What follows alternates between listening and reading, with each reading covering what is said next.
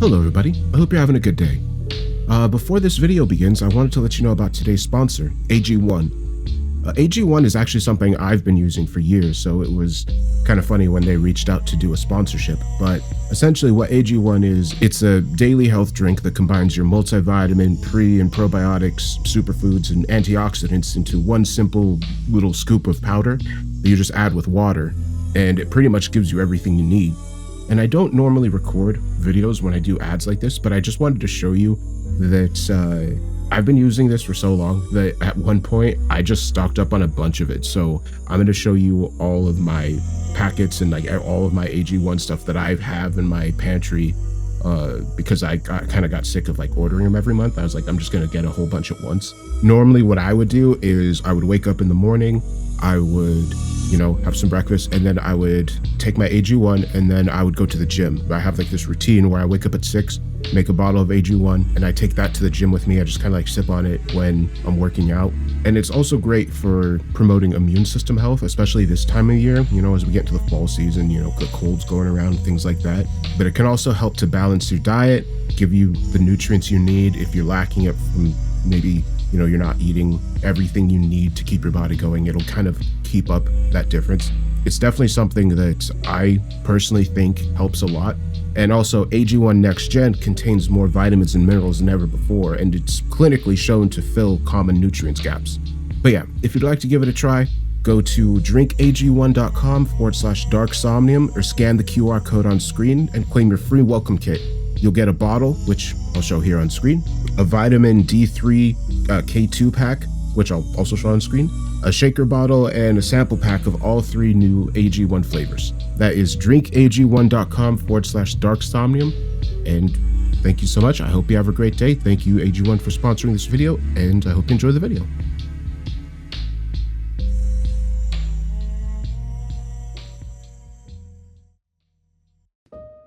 Bitterness is like a cancer.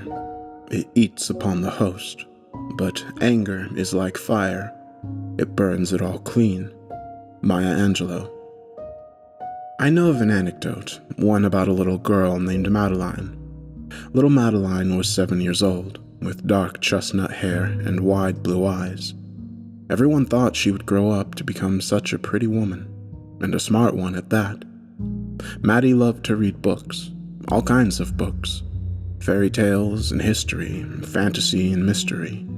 Her parents were so proud of her for being so smart, pretty, and brave.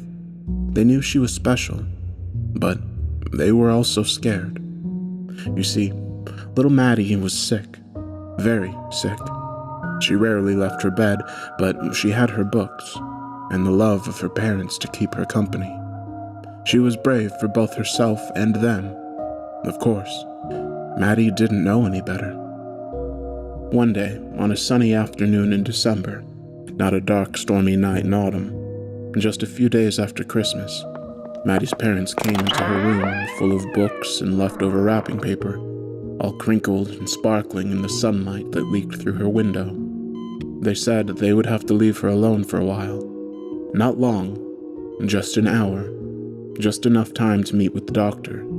They said that they would be right back, and if there were any trouble, to call them with the phone that was kept on the nightstand, the one next to her bed, the red one. Maddie wasn't scared, and she knew it wasn't a good idea to move around too much. She was just too brave. Her father kissed her on the forehead, her mother on the cheek. Maddie smiled and asked if they could open her window. It was an especially warm day with a clear blue sky. Some fresh air could be good. Maddie's father smiled back as he opened the window. "Anything else?" her parents asked before they left. "No, I'll be all right," she said to them. "I'll just read a story for a while." Then Maddie was alone, all by herself in that great big house. No sound at all except for the beeps of the machine, the one that kept check on Maddie's heart. She tried to read her book, but the sunlight that fell on her face made her sleepy. Maddie closed her eyes, for how long she didn't know. Not long enough to dream, but long enough to lose time. To her, it was just a blink and nothing more. But she didn't open her eyes willingly. The squawk of a crow, a black crow, forced her from the peace of sleep. Well, it wasn't just a crow. Maddie also felt warm, too warm for December even in the best of times. When she woke up, she saw that a crow had perched itself on her windowsill. She also saw something else, something that made her shriek. The chair that was kept in Maddie's room, the chair that her mother would sit in just before bedtime, the chair that should have been empty, had been filled by a stranger. To Maddie, it looked like a person, but also not like a person at all. It had a face, with eyes and a mouth and a nose and all, and it had arms and legs, just like a man's. It was even wearing a suit, a black suit with a white shirt and a purple tie, but this stranger, this man, if you will, looked wrong to Maddie. His face had all the right parts, but they were mutilated in ways almost incomprehensible. Shiny and pink in some places, black and crackled in others. He had no lips, and his nose was made of two small holes that flared in and out as he breathed. His eyes were yellow and sunken, never blinking, not even once. His body, while never falling to ash, had small flames dancing up and down the length of his arms and face, flickering hot light. His clothes were covered in stains of blood. He looked much like a burn victim would before the fires were put out. The machine, the one that kept watch over Maddie's heart, began to beep quickly and loudly. Maddie forgot how to be brave. "Don't be scared, Madeline," said the dark man, his words sounding like nails against glass, more of a rasp than a voice. "I'm not here to hurt you." Who are you?" asked Maddie, feeling a bit less frightened. "My name is Lazarus, and I am a bad man for all the right reasons," he said back to her. Smoke was rising softly from the fires. He seemed to be in pain, but doing his best to ignore it, somewhat stoically. "Lazarus," Maddie said out loud, pronouncing each syllable correctly. "That's a weird name." "It's an old name, a very old name, from a very old story." His eyes searched Maddie's face, looking for any sign of expression, but she gave nothing away. His eyes eventually fell upon the book in Maddie's lap, Alice in Wonderland. "I see you like stories." Maddie nodded her head. Everyone knew she liked stories, even strangers. "I happen to know a few. Would you like me to tell you one? We have some spare time." Maddie didn't know what to say. She thought the Burning Man was being friendly enough, even if he was scary, but Maddie was alone. She was always alone, she realized. She never got to meet anyone new, so she decided it best to let Lazarus stay. Besides, she loved stories, even bad ones. "Okay," she said. "You can tell me a story, but you'll have to leave before Mom and Dad come home. I don't think they'd like you." Lazarus inhaled deeply, a wheeze through his mouth and an exhale of smoke through his nostrils. He nodded in agreement.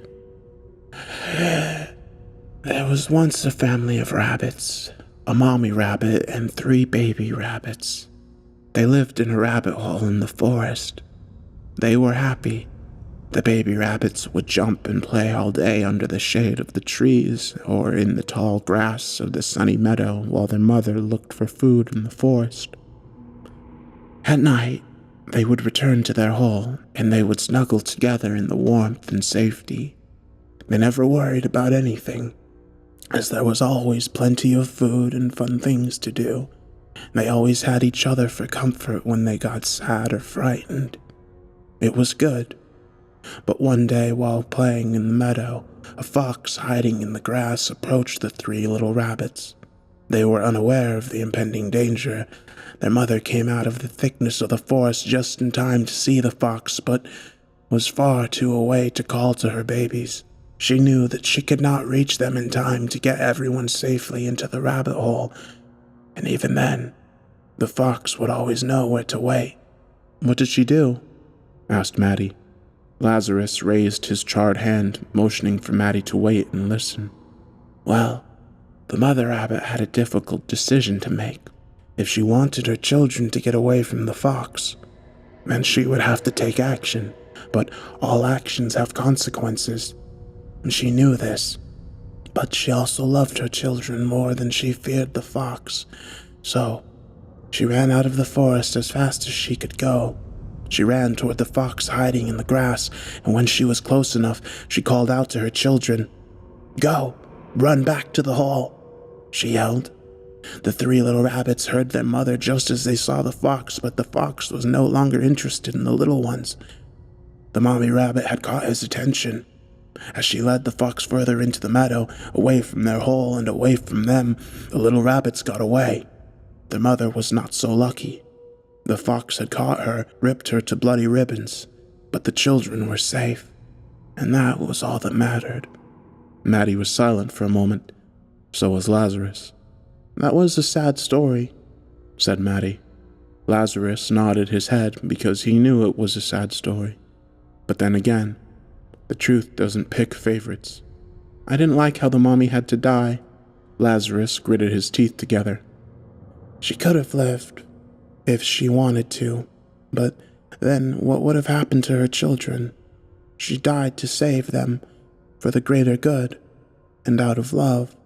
"Well, I guess so, but it's still sad that they had to grow up without their mom."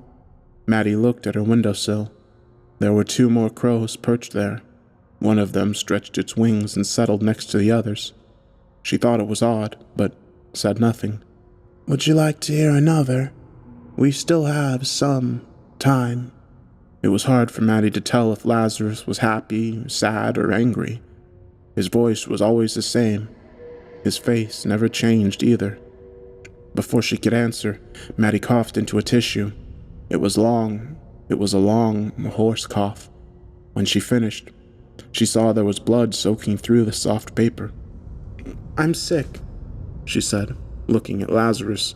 He leaned in close to her, so close that Maddie could count each of his crooked brown teeth. He leaned in close and whispered into her ear. "I know." "Do you have any stories about sick people?" she asked. Once again, Lazarus, the burning man, nodded his head. "It doesn't have a happy ending either." That's okay," she said. "I'll still listen." Lazarus placed his bony finger on his lap and breathed in deep. "A long, long time ago, there was a small town on the shore. There were people who lived in this town, all sorts of people. Bakers, silk weavers, carpenters, and many more. They lived happily and productively. They would work and play and marry and live long, happy lives. But one day, people started to get sick. Not everyone, but quite a few, and more every day. The ones who got sick would grow black boils on their faces and necks, their skin turning yellow and green. It was a very painful sickness, one that would eventually kill. The doctors of the town could do nothing to stop it, and there was no cure. The only option was to barricade the town, to stop the Great Plague from spreading. No one was allowed to leave once they entered the town. One of the people who lived in the town, a tailor, had a wife who was outside of town limits before the sickness had taken over. She had been away to visit her family a ways off. When she returned, she was stopped by a guard. He said that she may not enter without permission. The tailor's wife begged and pleaded to the guard, telling him that her husband, the man she loved, was in the town. The guard finally told her that if her husband would allow it, then she would be able to enter. He also warned her that she would not be allowed to leave again. Word was sent to the tailor that his beloved wife was awaiting his permission at the gates. At first he was overjoyed at the prospect of seeing his dear wife again, as he had been very lonely since her initial departure, but as he thought upon it, the tailor's heart began to sink. He realized that if he were to allow his wife to enter the town, that he would condemn her to the same fate as so many others. The thought of her suffering through the sickness, the sores and the bile and rot, the festering misery, he could not allow it. He wanted her with him. Of course he did, but he loved her too much to let her perish along with him. He was already showing symptoms of the plague. So it was with a heavy soul that he refused the messenger. He was heartbroken, his eyes wet with guilt and grief. When word came back to the tailor's wife, who had been waiting at the gates all morning, Her heart was also crushed. It wasn't until years later, after she had remarried and raised several beautiful children, that she was finally able to forgive him. She understood that her first love's only wish was for her to continue on and be happy. By now the sun was no longer shining. Overcast had made the sky a light shade of gray, almost white when compared to the crows on the windowsill. More had shown up while Lazarus told his story. So many that there wasn't enough room on the sill for all of them. They were starting to perch themselves on a nearby tree. Maddie coughed some more. I like that one better than the first. At least it wasn't all bad, she said after her fit of coughs. But why are you telling me all of these sad stories? Lazarus looked at Maddie, never blinking, never smiling. In a voice as black as coal, he said, I think you know why. Maddie looked down into her lap. She did know why, but she wasn't scared. No, Maddie knew how to be brave, and not just for herself either. She turned to Lazarus, his face charred and scarred beyond recognition of humanity, former or otherwise. When? She asked. Lazarus turned his head to the window, toward the black crows that had gathered. Soon, he said to her. The beeps from the machine, the ones that kept check on Maddie, they became irregular, slowing down. Do we have enough time for one more story? She asked him. Not much, but we can try, he replied. Maddie shook her head. She said that it would be okay, that she would still listen, even if it had a sad ending. There was once a sweet little girl with chestnut hair and wide blue eyes. She loved stories, all kinds of stories. When Maddie's parents returned, they found her lying still in bed. She had stopped smiling, stopped breathing. They cried into each other's arms, what they had been told by the doctor. They knew it was only a matter of time. Even still, they didn't think it would be this soon. Their souls had been profoundly crushed, shattered into oblivion, but in a strange way, not in a callous or indifferent way. They were relieved. The weight of the inevitable had been lifted, and in its place a sharp sting. They knew this as they wept, and while gazing out of the bedroom window, they were focusing on the sky, which had grown into a perfect and terrible shade of gray. They were so focused on their sorrow that they had never even noticed the burns left on the chair. The crows had taken flight.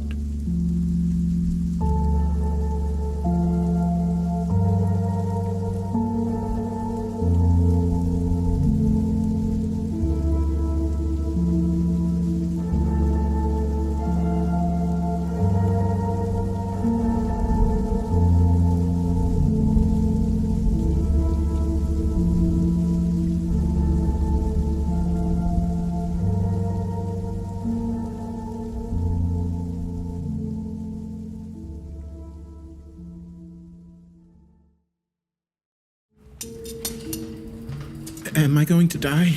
The kid asked me as he was being rolled into the operating theater. It was a question I'd heard 1,000 times before, but answering it truthfully hadn't become any easier, even after years at the hospital. Of course not. We're gonna fix you right up. I lied. He'd been crushed in a horrific car accident, and though we would put all of our effort into saving his life, hope was a limited resource. The fact that he even remained conscious despite losing most of his blood was bizarre enough, but after 10 years on the job, nothing surprised me anymore. The anesthesiologist quickly put him under while we scrubbed in for surgery. Damien would be the surgeon, a specialist in polytrauma cases, and I'd assist. No sooner had we opened him up before we shared a look of disappointment. There was no chance in hell he'd survive through surgery. Despite our lack of faith, we tried our best, but after only half an hour on the table, his heart gave out. How was he still alive when he arrived? Damien asked.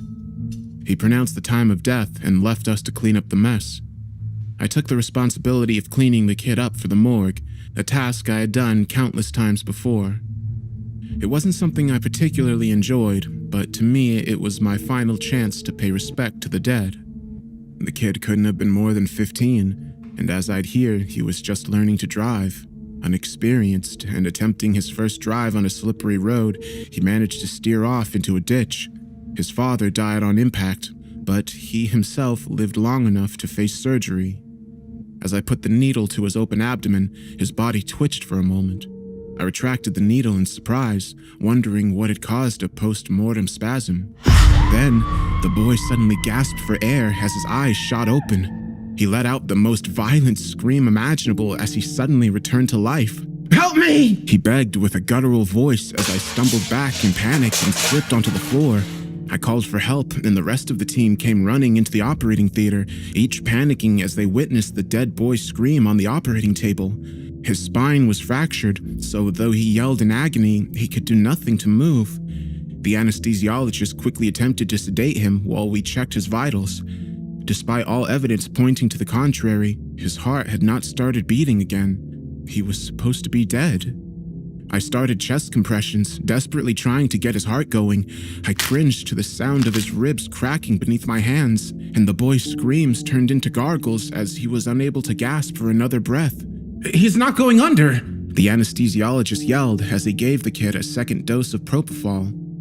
Of course, without a functioning heart, there'd be no way for the drug to flow through his veins, even as I tried my best to pump for him. After an hour of compressions, the chief of surgery had intervened and ordered us to stop.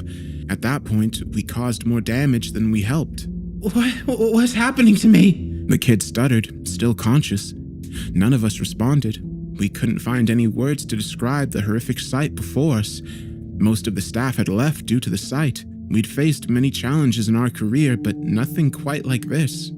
What's your name? I asked. Despite already having seen it in the file, I just wanted him to focus. Brian Dawson, he responded. I took a deep breath, doing my best to keep my composure. You were in an accident, Brian, I told him. His eyes darted frantically around the room as he started to realize where he was. He tried to lift his neck, but due to the spinal fracture, he was completely paralyzed. I can't move! I can't move! He cried. I walked closer, standing directly above him. Brian, your heart isn't beating, I said. The chief of surgery, George, grabbed me by the shoulder and whispered into my ear. We need to isolate the OR. Well, whatever is happening here is beyond us, and it could be contagious, George said. He rushed into the preparation room, picked up the phone. Through the glass door, I couldn't hear what he said, but I assumed he was calling security to shut down the ward. What about my father? Brian asked, trying to hold back tears. I was taken aback by his question. I just told him his heart was destroyed and that he was essentially dead, yet his first concern was regarding his father. I'm sorry, Brian. He died on impact. He sobbed quietly. So what's going to happen to me? I'm going to die, aren't I? He asked. I didn't know what to say. I'd never been in any similar situation, so I just gave the only answer I thought might be of some comfort. You're not alone. I'm staying here until the end. George had been quick to shut down the operating theater, and the Center for Disease Control had long since been alerted to our situation. We had nothing to do but wait and pray to any god that Brian wasn't contagious. I had already been exposed, so I examined Brian, checking for any chance of improving his situation. Can you feel this? I asked as I checked all of his limbs. Not a thing, he responded. But it hurts so much on the inside. Where exactly does it hurt? Everywhere. Please do something, he begged. I gave Brian a dose of fentanyl, but without a heartbeat to move the drug around, I had little hope it would take any effect at all. To keep him distracted from the pain, I asked mundane things about his life, what his hobbies were, family stuff. He was smart enough to realize my intentions, but went along with it, either out of fear or because he actually hoped someone could save him. Hours passed while we waited for someone to tell us what to do. Half of the surgical staff had been put into quarantine, terrified that they might be infected. Finally, the CDC arrived on the scene, fully geared in hazmat suits.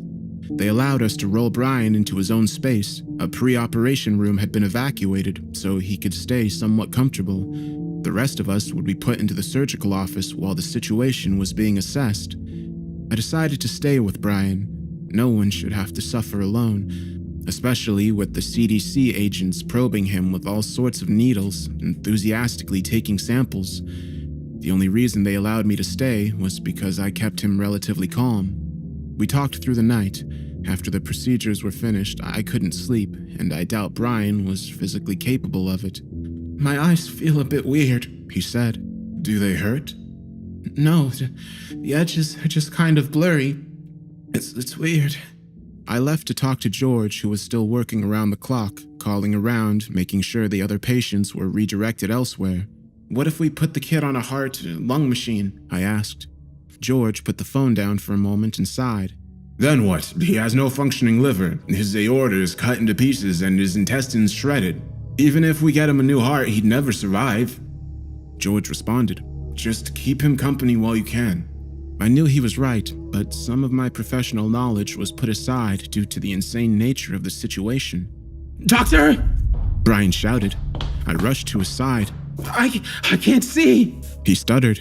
I pulled out a flashlight and examined his eyes. Both pupils were unresponsive, and his eyes had started to almost deflate, which was one of the stages of decomposition. Brian had started to rot. "Please, I'm so scared." Brian was a brave kid, but he started to lose his composure just like everyone else in the ward. I kept talking to him, but the inevitable truth was that if he kept decomposing, he'd soon lose all his senses, all the while being conscious to experience it. As horrible as it might sound, I begged that it might finally allow him to pass on. We kept talking. I asked him if there was anyone he wanted to call, but as I already knew from the others, Brian's mother had died during childbirth, and his father had been in the same accident as himself. As he talked, Brian's voice kept getting louder, as if he was struggling to hear. "Are you hearing me all right?" "What did you say?" Brian basically yelled. His hearing had deteriorated within minutes, going from impaired to deafness before I could even begin to help. With him being blind and deaf, we no longer had a way of communicating. No matter my attempts, I couldn't comfort the dying kid, and the CDC quickly decided that my presence had become unnecessary. Brian kept screaming in terror and agony after I left. For each passing second, his own body started digesting itself, and nothing we could do would take the pain away. By the morning, his screams had silenced. I barged into the room, much to the dismay of the agents. Brian was hooked up to hundreds of cables, monitoring his heart, brain, muscles, and vital values. Of course, his heart showed no activity, and the decay had progressed to shut down all of his muscles. He had quieted down, not because the pain was gone, but because he wasn't able to scream anymore. The only part of his body still working was his brain. "What the hell happened?" I asked. "Get him out of here!" One of the men demanded. The other men complied, but went outside with me to explain the situation. "You don't have to worry about it being contagious. We'll lift the quarantine in a moment," he said. He looked weirdly somber as he spoke those words. "What about Brian? What will happen to him? He's still conscious, but he has no respiratory function anymore, so we have no means of communicating." Brian was still alive. Blind, deaf, and dumb, he had to suffer in loneliness, unable to die.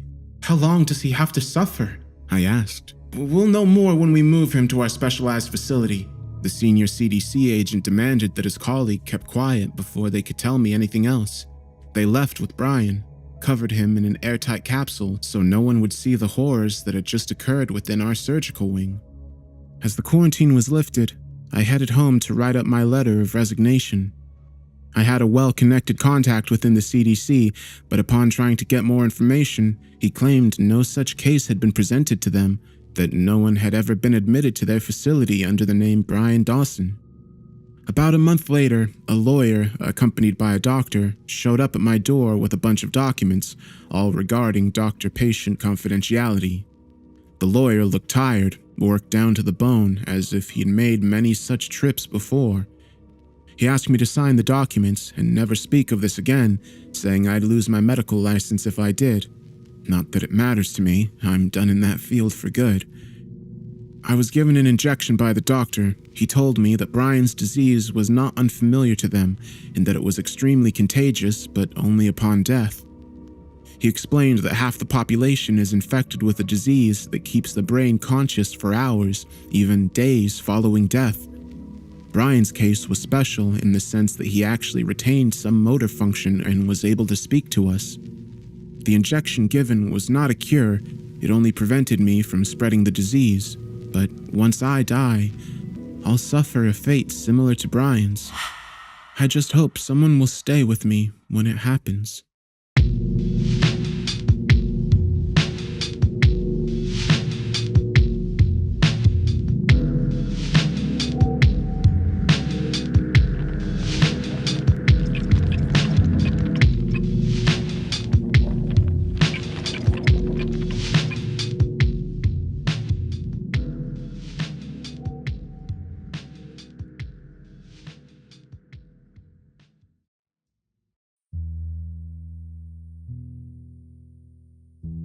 Make it a headshot.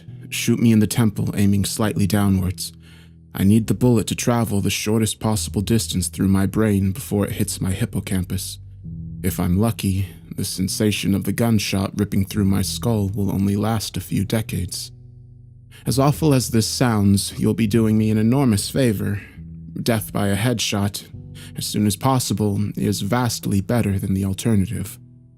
My ordeal started over 10,000 years ago, at 10:15 this morning. I earn extra money by participating in drug trials. I'm a so-called healthy subject who takes experimental drugs to help assess side effects. Once it was a kidney drug. A few times it's been something for blood pressure or cholesterol. This morning, they told me the drug I took was a psychoactive substance intended to accelerate brain function. None of the drugs I'd ever tested so far had ever done anything like this, in the recreational sense. In other words, none of the drugs I've ever tested have given me a killer buzz or mellowed me out or anything. Maybe I've always ended up in the placebo group, but nothing I've ever tested has affected me at all. Today's drug was different. This shit worked. They gave me a pill at 10:15 and told me to hang out in the waiting room until they called me back for some tests. Only about 30 minutes, the research assistant told me. I flopped onto the waiting room couch and read a few articles from a copy of Psychology Today that was sitting on the coffee table. They hadn't called me back when I'd finished reading the magazine, so I picked up a US News and read it cover to cover. Then I read an old Scientific American. What was taking them so damn long? I sluggishly turned my head to look at the wall clock. It was only 10:23 a.m. I had read all 3 magazines in 8 minutes. I remember thinking this was going to be a long day. I was right. The waiting room had a little bookshelf with some used hardcovers on it. When I stood up to walk to the bookshelf, it felt like my legs barely worked. It's not that they were weak, they were just slow. It took a full minute just to stand up from the couch, and another minute to take 2 steps to the bookcase. I scanned the old books on the shelf and picked up a copy of Moby Dick. My arms had the same problems as my legs. Just reaching out 1 foot in front of me to grab the book took a long time. I actually got bored just waiting for my hand to reach the spine of the book. I slogged back to the couch and collapsed onto it in a slow-motion fall that reminded me of the low-gravity hops of astronauts on the moon. I opened Moby Dick slowly and began reading. I started with "Call Me Ishmael" and got as far as Ahab throwing his pipe into the sea, which was all the way in freaking chapter 30, before they called me back. How are you feeling? The research assistant asked me. I feel slow, I said. Actually, it's the other way around. Everything seems slow because you're so fast. But my legs, my arms, they're moving in slow motion. Your body seems like it's moving slowly because your brain is fast. Your brain is running 10 or 20 times faster than normal. You are thinking and perceiving reality at an accelerated pace, but your body is still constrained by the laws of biomechanics.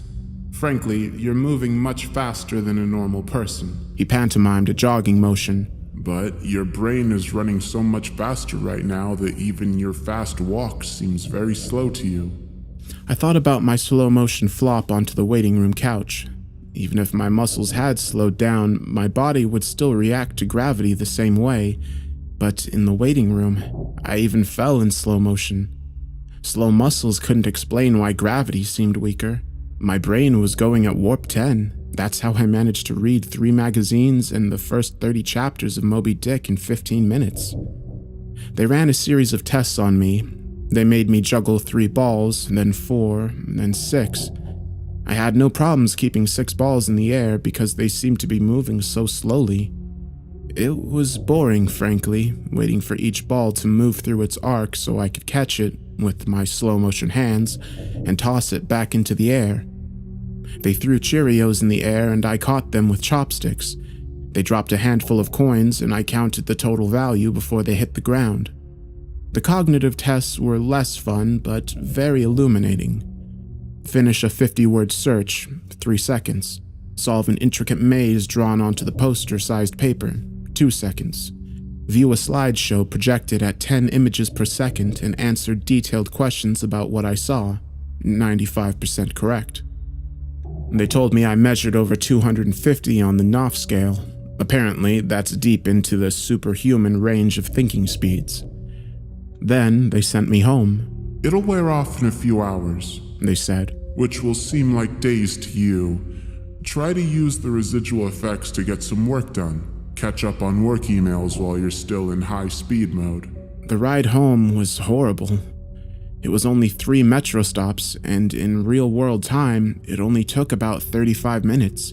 But in my drug-accelerated hypertime, it felt like days. Days. Just walking out of the medical research suite to the elevator seemed like it took an hour. I sprinted out of the office, willing my legs to push me faster, but the laws of biomechanics held me prisoner.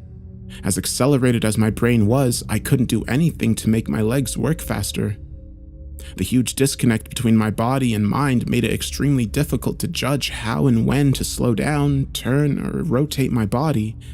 I had basically turned into a giant slow-motion spaz. I misjudged my speed and rammed into the wall by the elevator button at a pretty good speed. Even though I could see the wall coming at me, I couldn't make my finger, outstretched to hit the elevator button, move away fast enough, and I jammed it against the wall, hard. The pain was intense. If my brain had been running at regular speed, it probably only would have hurt for 30 seconds or so, but in my accelerated state, the intense pain seemed to last for half an hour, 45 minutes maybe. The elevator ride was horrible. It felt like I spent 4 or 5 hours just descending 7 floors, with nothing to look at but the interior of the elevator car. I sprinted to the metro station. I have to admit, this part was almost fun, even though my body moved at what seemed to me super slow speed. I could still carefully choose how and where to place my feet, swing my arms, and turn my torso. It only took a block or two to get used to having a brain that ran 24 times faster than my body. Then I basically sprint danced the rest of the way, twisting and juking between people on the sidewalk and dodging moving cars with inches or minutes of clearance. I spent an hour, in my time frame, descending into the subway and running to the platform. Endless tedium waiting the 6 minutes for the Red Line train to arrive. Although there was more to look at on the metro platform than inside the elevator, it was still intensely boring. I should have stolen that copy of Moby Dick. The red train roared into the station in slow motion. The normally high-pitched squeal of its brakes was frequency shifted by my high-speed mind to a long, low tone, like a monotone tuba solo. It wasn't just the squealing subway train that was 3 octaves lower than normal. All sound was slowed to the point of near inaudibility. Voices were gone, shifted below the threshold of frequency of my hearing. I did manage to hear a screaming baby on my subway car. Her shrieks slowed to sound like whale songs. Sharp sounds like a car horn or trucks bouncing over potholes were low, muddied roars like distant thunder. Back at the research office, I could still hear and communicate with the research staff, but now, verbal communication with anyone would be impossible. The effects of the drugs were still intensifying. I spent what seemed like days on that Red Line train. Days listening to the whale song of the screaming baby and the tuba solo of the brakes. Where ordinary voices were frequency shifted out of my audio range, smells didn't seem to be affected. I never became nose-blind to the body odor, the stench of the train's brakes, and the melange of farts and other smells wafting through the metro car. I finally got back to my apartment. Sprinting through my open door and into the front hall at full speed was like a slow, relaxing drift down a lazy river. I was relieved to be home. At least I had stuff I could do there. I picked up the book I was reading, 100 Years of Solitude, and finished it, despite turning the pages so quickly that I tore many of them. It seemed like most of the time I spent finishing the book was spent on page turning and not actual reading. 3 minutes had passed since I got home. I tried surfing the internet. My God, it takes a long time for computers to boot these days, but it was too frustratingly slow. Hours, seemingly, to load each new page, and a fraction of a second to read it. 100 articles in my newsfeed read and just 3 more minutes done. I dipped into my pile of yet-to-be-read books and finished 2 more. 4 more minutes had passed. I decided to try to sleep off the remaining effects of the drug. Unfortunately, whatever part of my mind is responsible for perception, the part that's been accelerated to hyperspeeds by the drug, isn't the same as the part that governs sleep. Despite being awake for what I perceived as days, my physical brain still thought it was 1:25 p.m. It was not ready for sleep. Nevertheless, I tried to sleep. I walked to my bedroom, a slow 45-minute drift through my apartment, and flung myself into bed, lazily falling like a feather onto the mattress. I closed my eyes and laid there for hours and hours, 10 minutes of reality time before giving up. Sleep would not come. I was facing what was going to feel like days or maybe even weeks of being trapped in a slow-motion prison. So I took an Ambien. The sensation of the pill and the splash of water I used to swallow it sliding down my throat was sickening. A lump that blocked my breathing, moving like a slug down my esophagus. I read a book. 10 minutes had passed. I read another. 18 minutes since I took the Ambien. I threw the book across the room in disgust at my situation. The book slowly pirouetted and spun through the air like a leaf blowing in the breeze. It hit the wall with a long, faint rumble, the only sound I heard for what seemed like hours, then drifted to the floor like a flip-flop sinking into a swimming pool. The force of gravity hadn't changed since I took the pill. The laws of physics were the same. It was just my perception of time that had gone wacko. This meant I could use the speed things seemed to fall in as a way of judging the effects of the drug.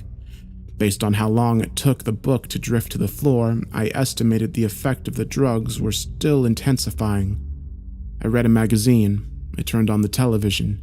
I clearly saw each frame of video like I was watching a slideshow. Frustrated, I turned the television off.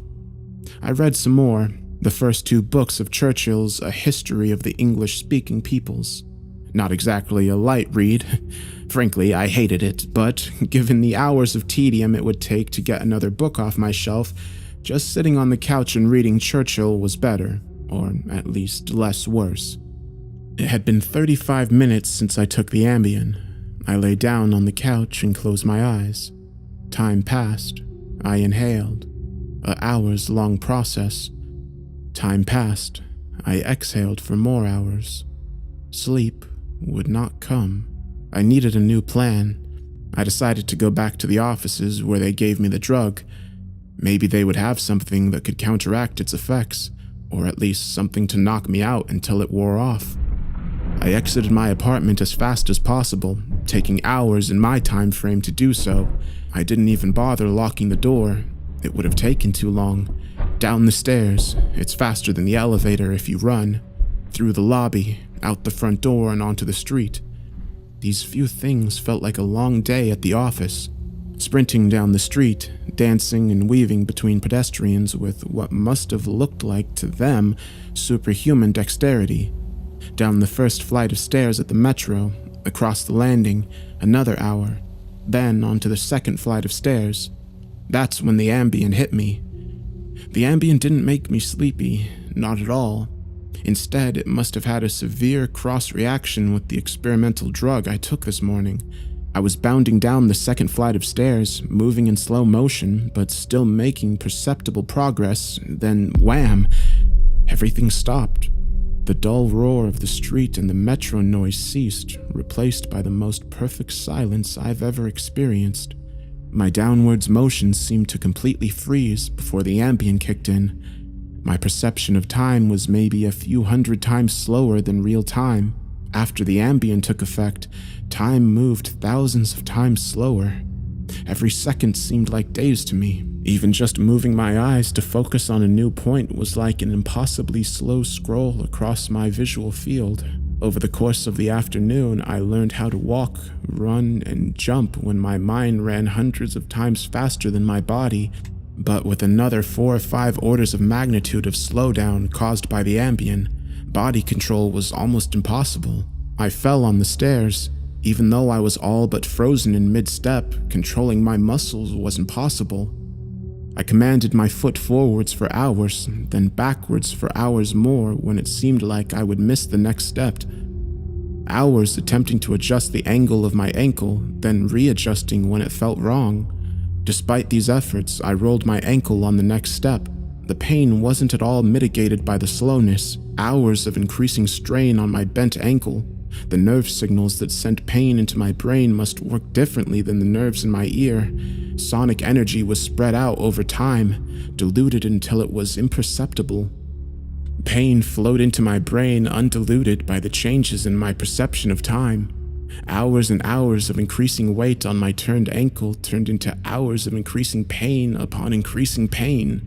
I pitched forward, my high-speed mind completely unable to control my low-speed body.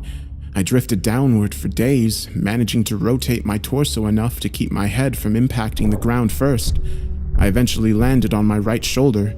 At first, the impact wasn't even noticeable. Then, I felt a slight pressure on my shoulder as I came in contact with the ground. The pressure grew, bringing increasing pain for hours upon hours. My shoulder finally gave out, popping out of its socket with an endless, sickening tug. I came to a stop days later, crumpled onto the ground, staring at the ceiling, the pain in my shoulder still screaming with the intensity of a fresh, violent injury. I had plenty of time to think during that fall. If every second seemed like days to me, then each minute of real-world time would be like years. Even if the drug cleared out of my system in the next 2 or 3 hours, this nightmare would seem to last centuries. By the time I hit the ground, I had a plan. I would somehow get to the platform and throw myself in front of the train. I twisted onto my hands and knees, days of my dislocated shoulder crying for relief. I misjudged my rotation and rolled onto my back. I tried again, collapsing onto my face as I tried to figure out how to control a body that moved slower than grass grew. Weeks of effort were finally rewarded with success. I stabilized on my hands and knees. If just getting on all fours was this difficult, I figured that walking or running was completely out of the question. So I crawled. I crawled through the metro tunnel. The dumb look on the faces in the crowd lingered on me for weeks. I crawled under the turnstile and onto the escalator. The escalator spilled the rush hour crowd onto the platform at the same speed as a glacier spills ice into the sea. I looked out over the crowded platform during my interminable downward ride. The train status sign said the next train wouldn't arrive for 20 minutes. 20 minutes was like a year to me. I'd have to spend a year on the metro platform waiting to die. I crawled off the escalator, enduring days of stupid expressions on the commuters' faces. I crawled a few feet to a concrete bench and curled up next to it, trying to find a position to lessen the pain in my shoulder. Then my problem with time got worse, impossibly worse. The massive slowdown on the stairs was just the beginning of the interaction between the experimental drug and the Ambien. It fully hit me while I was curled up by the bench. I blinked. Years of darkness followed. Sound was already gone, and with my blink, sight was gone as well. All that existed was the pain from my fall. My hyper-accelerated mind wasted no time compensating for the lack of sensory input. Voices spoke to me. They sung to me in languages that never existed. Patterns and faces and colors came and went in my mind's eye. I recalled my whole life and imagined living another. I forgot English. I settled into a profound despair. I spoke to God. I became God. I imagined a new universe and brought it to life with my thoughts. Then I did it all again and again. My eyes opened with geologic slowness. A faint glow. Weeks. A slit of light. Weeks. A narrow view of the metro platform. Ankles of the commuters near me and the advertisement on the opposite wall. I extracted my phone from my pocket. A project that spanned decades. How can I even explain the boredom? The pain in my shoulder is nothing compared to the boredom. Every thought I can think, I have thought hundreds of times already. The views of ankles and advertisements never changes. Never. The boredom is so intense it's tangible. Like a solid object of metal and stone wedged into my skull. Inescapable. What are my options? If I crawl and fall onto the tracks without an oncoming train to crush me, I won't die. I'll experience even more pain from the 4-foot fall, but I'll most likely be rescued by some do-gooder on the platform and unable to act when the train finally does arrive. My suffering in that scenario will be endless. So I wait for the train, so I can throw myself under it. When it finally hits me, I will experience the pain of being ripped to pieces for centuries until finally the light of life leaves my brain and my experience ends. I've lived hundreds of lifespans at the foot of this bench. I am far older in spirit than any human who has ever lived. Most of my life experiences have been a snapshot of pain huddled on the floor of a subway platform, with an unchanging view of ankles and advertisements. This post is my plan B, my Hail Mary, my long shot. I've spent lifetimes typing and posting this message in the hope that someone will read it and become convinced that my suffering must end. Someone on this platform right now. Someone who will find the man curled under the bench, the man who crawled down the escalator, and kill him as swiftly as possible. A bullet to the temple. If you're armed and at the Glenmont Metro, please, shoot me.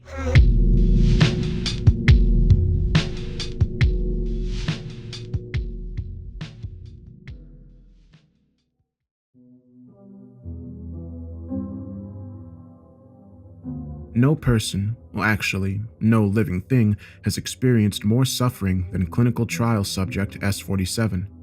S-47 was a healthy male who volunteered to be a test subject for a trial of a drug called Mentanovics. Mentanovics typically yields mild improvements in memory and cognition. S-47 had a different reaction to the drug. I'm the research scientist who administered the dose of Mentanovics to this poor man, and I consulted with his doctors in the ER after he was found crumpled under a bench at the Glenmont metro station.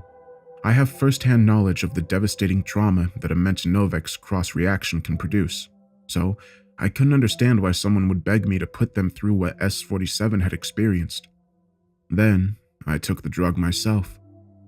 Mentanovics is essentially a calcium ion accelerator paired with a protein that binds to certain dendritic neuroreceptors.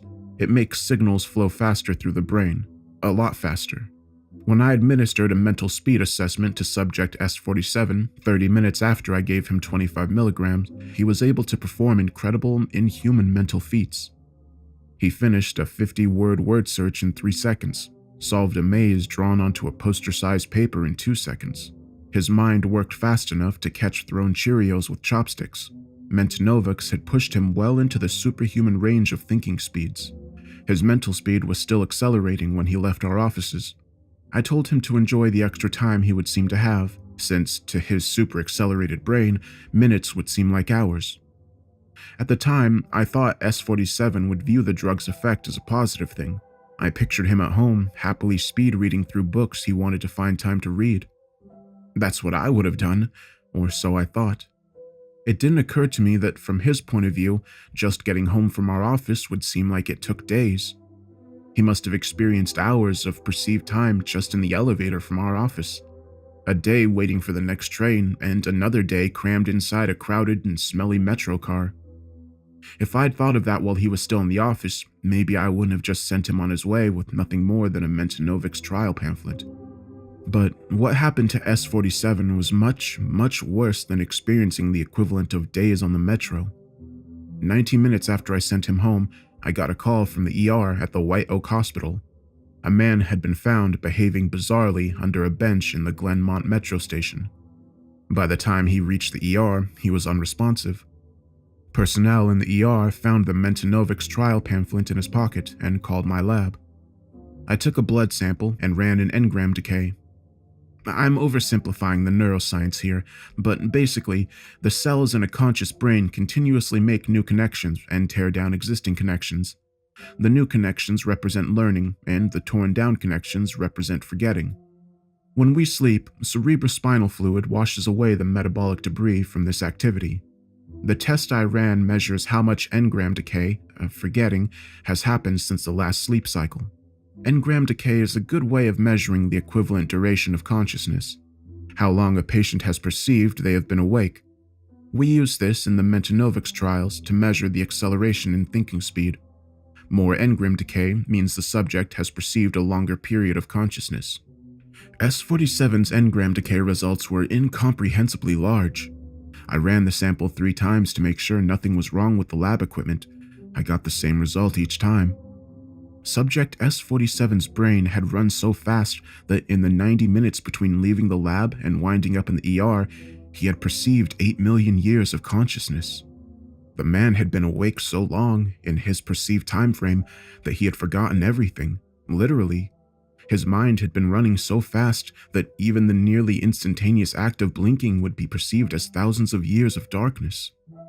From his massively sped-up perspective, his view of the metro station from under the bench must have been an eternal, unchanging scene. The near-complete lack of mental stimulation he experienced and the 8 million years of perceived time were utterly devastating. His brain tore itself down in an act of forgetting. The ER sent me an fMRI scan. His cortex had no activity. His gray matter was essentially a collection of disconnected neurons. At the time, we had no way of knowing what caused this extreme side effect, but we noted that his blood work showed that he had recently taken a sleeping aid. We guessed that the 25 milligram dose of Mentanovics, already unusually active in this subject, interacted with the sleeping drug. I compiled everything I had on S47 into a report and sent it to the head office. The company published an adverse drug reaction bulletin and the Mentanovics trial was put on indefinite hold. I never learned what happened to subject S47. 2 months later, I was in my office preparing for a trial of a new blood pressure medication when the receptionist called. "There's a woman here to see you." Then he whispered. "She said she didn't need an appointment because of who she is." I met my unexpected visitor in the lobby, a woman in her late 30s or early 40s. She wore a black business suit and had a ratty red Jansport backpack slung over her shoulder. She introduced herself as soon as I walked into the busy lobby, as if she already knew what I looked like. My name is Helen Kazin. I work for the Department of Defense, and I need to talk to you about Mentanovics. As soon as we got to my office, she pulled a stack of papers from her backpack and dropped them on my desk. It was the Mentanovics Adverse Drug Reaction Bulletin. I need you to do this to me. You want me to induce the worst adverse drug reaction I've ever heard of? In you? On purpose? The bulletin says that a high dose of flumenzenil could potentially reverse the reaction. I want you to induce the adverse Mentanovics reaction in me, and when I give the signal, administer flumenzenil to slow my mind back down. The bulletin says potentially. Could potentially. That's 2 weasel words in a row. The bulletin has a mandatory future research section they needed material for, so they put in the only wild-ass idea they had. In reality, nobody knows how to prevent, induce, or reverse this reaction. I'm okay with uncertainty. Why would you want to do this to yourself? For what purpose? Science. I want to watch someone die with my own eyes. In extreme slow motion. I thrust the bulletin back at her. Whoever you are, Miss Kazin, your idea of what science is and mine are profoundly incompatible. I won't help you destroy your brain. I won't participate in what sounds to me more like a satanic death ritual than clinical research. 6 weeks later, I found myself escorted through security in building G164 at Aberdeen Proving Ground. My escort, Dr. Helen Kazin. Those 6 weeks opened my eyes to what a truly well-connected person can accomplish, no matter how demented their goals. Dr. Kazin had somehow gotten a national interest exemption to the Mentanovics ban. I received the original document, signed by the director of the National Security Council herself. Frankly, until then, I didn't even know there was such a thing as a national interest exception to a restricted drug. Helen had also somehow influenced the directors of the huge pharmaceutical company that developed Mentanovics. The CEO phoned me and asked me to participate in Dr. Kazin's important experiment. I asked her if she knew exactly what Helen was doing. She said she had no idea and didn't care, and just told me to give her whatever help she needed. The way she said it made it abundantly clear that I was not to ask any questions. Of course, I did have questions. Why do I have to participate in this was at the top of my list, but I already received a counseling letter from HR complaining about my lack of judgment for letting S-47 go home while he was still in the grip of Mentanovics. I felt pressure to lay down and go with the flow, and that's exactly what I did. Helen met me in the lobby of the massive office building. When she visited me at my office, she wore a black business suit. Today, she was wearing a white lab coat with Kazin embroidered above the pocket. Thank you for coming. I trust you have the drugs? I showed her what I brought, a 100 milligram vial of Mentanovics HCl. She had requested the Mentanovics be compounded in an injectable form and a box of Ambien pills. I also had a single vial of flumazenil, which, according to the hastily written adverse reaction bulletin, could potentially reverse the Mentanovics cross-reaction with Ambien. The guard in the lobby gave me a red badge displaying the letter E for escort required, and Helen led me into the offices beyond. Helen's office was a windowless chamber with a floor-to-ceiling whiteboard covering all four walls and even the back of the door. Equations and strange diagrams featuring stars, circles, and what looked like electrical engineering symbols, or maybe ancient runes, filled the whiteboards. Helen watched me gape at the weird symbology that surrounded us. She laughed. It's just math. These She pointed at the markings that looked like ancient runes. are just stochastic tensors. The whole thing is just a giant probabilistic differential. Never mind. She thrust a clipboard of paperwork at me. Sign these, please. They're non-disclosure agreements. I worked through the paperwork while Helen rummaged around in the piles of binders and boxes in the corner of her office. You can wear this. She said and handed me a lab coat. I handed her the signed paperwork and put on the lab coat. You're going to destroy your brain, you know. The patient who had the cross reaction was left with a completely unconnected cortex. There's no coming back from that. Thank you for your concern, but I have a plan. I sighed. This was really happening, and I was a part of it. What's the plan? I'm going to pre-dose with the sleeping aid. I will also take 50 milligram of dexamphetamine so I don't fall asleep. Then we wait. Wait for what? We wait for the test subject to die.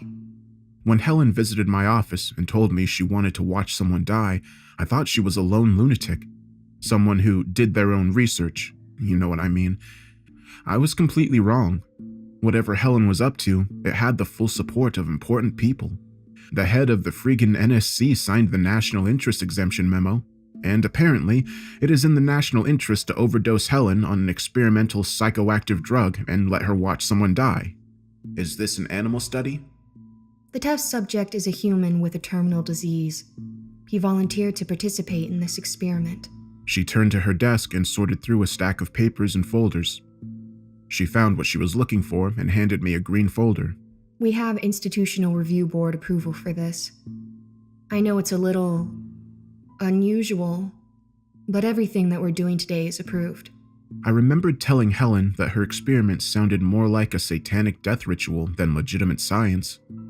Now, in Helen's office, with the walls full of strange mathematical symbols and diagrams of stars inside of circles, the same thought again occurred to me. Despite all the trappings of authority and approval, I could not see how this ludicrous experiment was legitimate science. The phone rang. Helen answered with a terse, Yes? Whoever was on the other end of the call spoke briefly. We will be right there. Helen said and hung up the phone.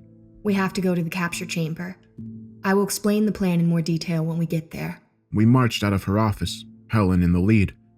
We wound through the halls of her second-floor office suite, then into the stairwell. We descended 10 floors, through the fire doors at the bottom of the stairwell, then into another security vestibule. More checking of IDs, more signatures on sign-in sheets. I put my phone in a small cubby. I was given a second badge that read, "Detain and blindfold if unescorted." Then we passed through a glass-enclosed, one person at a time man-trap and into a long corridor. I read the signs on the doors we passed. Some were normal basement corridor sorts of things. Electrical, custodial closet, HVAC. Then the signs got weirder. Pharmacy, theology, hospice. We stopped at a door fitted with a small sign that said, "Capture Chamber." Helen entered her code into the keypad lock. I heard the lock click and open, and I had a sudden flash of fear, panic almost. The feeling was more than just a strong distaste for whatever Helen was doing. I sensed that whatever was behind the door was wrong.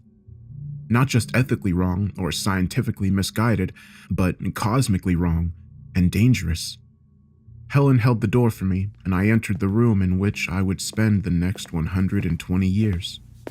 The capture chamber was a gigantic space, like a Walmart with all the shelving removed. A flawless white tile floor reflected the ranks of hundreds of fluorescent lights that hung from the ceiling 50 feet above us. A hospital bed was positioned in the center of a raised circular platform in the center of the room. Even from the door, a good 150 feet away, I could tell that there was a patient in the bed. A vital signs monitor stood to the left of the bed. A man sat in a metal folding chair on the right. The platform was surrounded by heavy machinery. Huge cams mounted on shiny stainless steel shafts were linked to a maze of interlocking rails that surrounded the bed platform. A tangle of brightly colored cables wove through the equipment like tree roots or caterpillars, giving the apparatus the look of something organic. Another raised platform stood outside of the ring of machinery. Instead of a bed, this platform held a black leather reclining chair that was oriented so that whoever sat in it could observe the test subject. At least 24 computer monitors were mounted on a metal framework surrounding the chair. Helen led me to this second observation platform. The test subject. She pointed at the patient in the hospital bed. Stopped oral intake 6 days ago and lost consciousness 36 hours ago. We are monitoring his respiration and mandibular movement. We believe he will die in the next 2 hours. Who is the man sitting next to him? That's his son. Our protocols specify that the terminally ill test subjects must be comforted by one family member. Because both the test subject and the family member must have top secret clearance, finding test subjects that match the protocol criteria is quite tedious.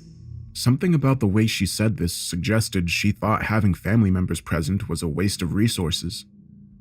We climbed a short flight of steps to the observation platform with the leather chair. The chair faced the center of the platform with the hospital bed, where the test subject lay dying. 2 huge mounting stands holding a dozen computer monitors each stood to the left and right, framing the view of the hospital bed. The monitors flashed and flickered patterns that appeared to be random noise. Helen walked to the leather chair, and I stumbled behind, slack-jawed, trying to make sense of this bizarre experiment, or whatever it was. Helen continued talking to me, oblivious to my confusion. I'm going to predose with the Ambien and dexamphetamine now. The dexamphetamine will counteract the Ambien, so I should have no problem staying awake. We will wait until his respiration slows to be 6 breaths per minute. Then, you will inject me with 40 milligrams of Mintonovix. She sat in the chair, a surprisingly ordinary reclining armchair. Please put the drugs here. She gestured to a small table to her right that held a tall glass of water and a prescription bottle labeled dexamphetamine. Bolted to the left arm of the chair was a gray metal box that held a small garden of switches and lights. A large red mushroom-shaped button labeled Dose Now stood above the others. Once the test subject dies, and I have observed what I need to see, I will press the Dose Now button, and you will immediately inject me with 200 milligrams of flumenzanil. She pointed to her left shoulder. A small square of fabric had been cut out of the lab coat, exposing her shoulder. This is where you will inject the Mintonovix. You will inject the flumenzanil directly into my neck. I will need it to act as rapidly as possible.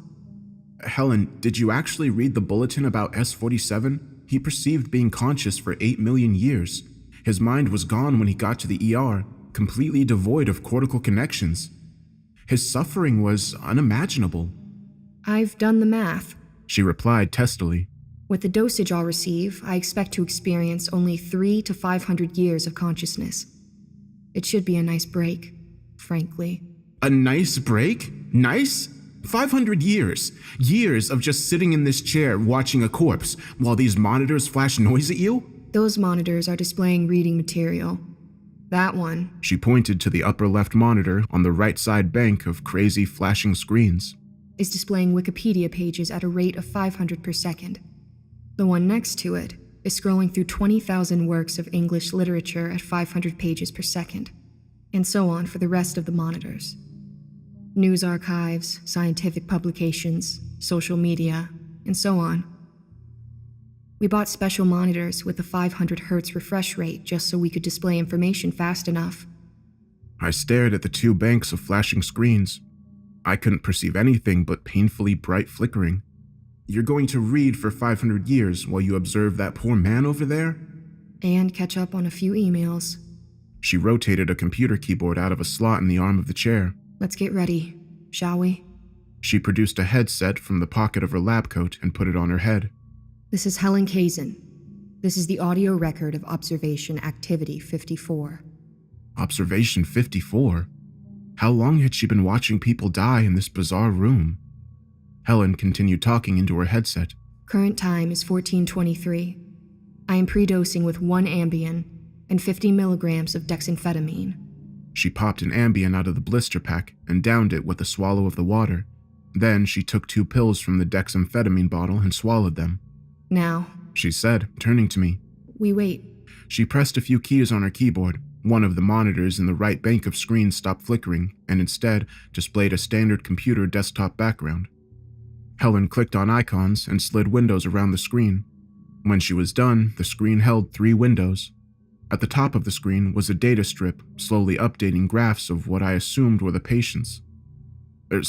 Test subjects' vital signs. Blood pressure, respiratory rate, blood oxygen, and so on. Below that was Helen's email box, 1,478 unread items, and a word processing window open to a blank page. I understand that once the Mentanovix kicks in, audio energy will be attenuated to the point where I cannot hear anything. I will not have enough fine muscle control or breath control to speak, so I will type my observations and anything else I need to communicate here.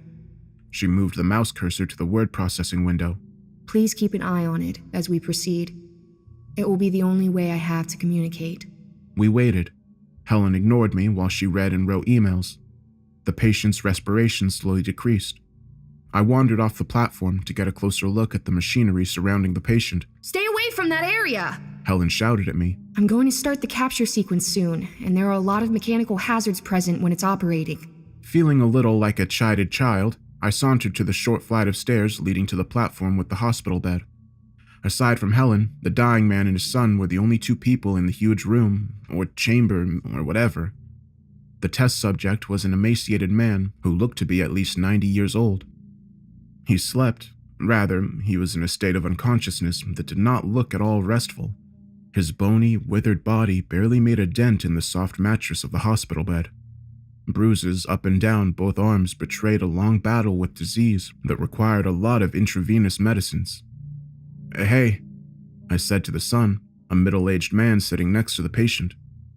He looked up from the book he was reading. Before he could speak, Helen shouted across the chamber. No communication with personnel on the test subject platform! The patient's son rolled his eyes and whispered to me. Helen's a bit of a stickler for protocol.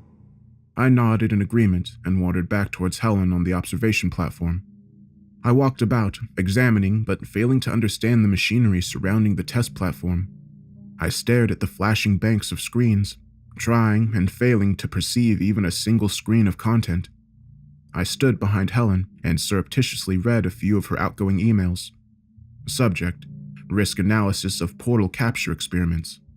Subject: military benefits of applied theological research. Subject: time card failed floor check. Helen glanced back at me with a glare that clearly communicated she did not appreciate me reading emails over her shoulder. I returned to strolling about the perimeter of the room. An hour passed, and then another. I thought about Helen's plan to spend centuries of perceived time in this room. I had only been here 2 hours, and I was desperately looking forward to getting the hell out, to spend multiple lifetimes here. To look forward to spending lifetimes here was a sign that Helen was different. It's time! Helen shouted at me across the room.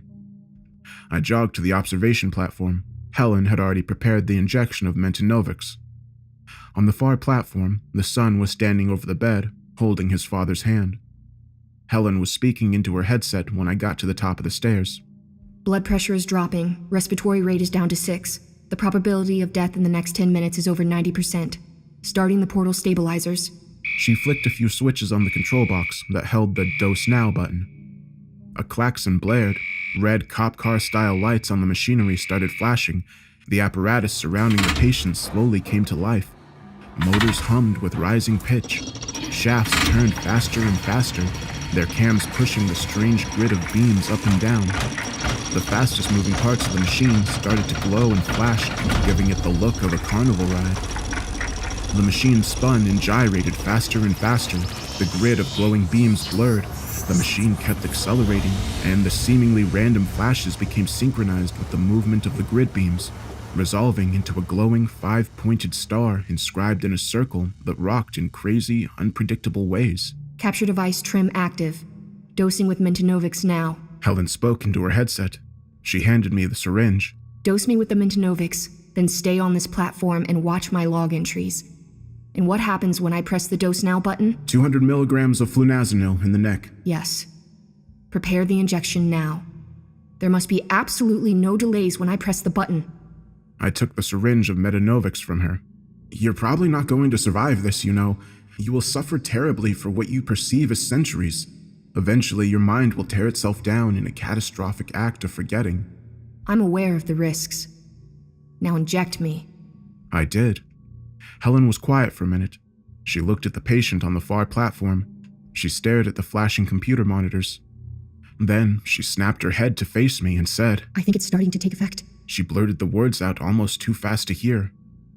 Your perception is definitely accelerated, maybe about 10 times faster. Helen turned away from me so fast that she almost fell out of her chair. She darted her hands to the keyboard and typed. The key press sounded more like a drum roll than a human using a keyboard. I can hear you, but your voice is slowed and frequency shifted. I cannot understand. I will communicate through this screen. Please type your response to me here. I leaned over her keyboard and typed. How long does it seem to take for my pen to fall? I stepped in front of Helen. Her eyes were darting about in a frenzy. Her gaze oscillated between me, the computer monitors, and the patient on the far platform. I pulled a pen out of my pocket and dropped it on the floor. Helen drumroll typed her response. Days to fall. Sound is gone. Time to get to work. Helen did exactly what she said she would do. She jerked her head back and forth between the screens, reading whatever information they were flashing at her. She opened emails and slammed text into the response window. Occasionally, her eyes would linger on the patient in the center of the whirling machinery. Then she would return to the frenzy of reading and writing. Minutes ticked by. I tried to calculate how long she perceived those 3 minutes to be. If the quarter-second drop of my pen seemed to take days for her, then each second that ticked by would seem to her to be about a week. 3 minutes would be over 3 years. I watched her closely.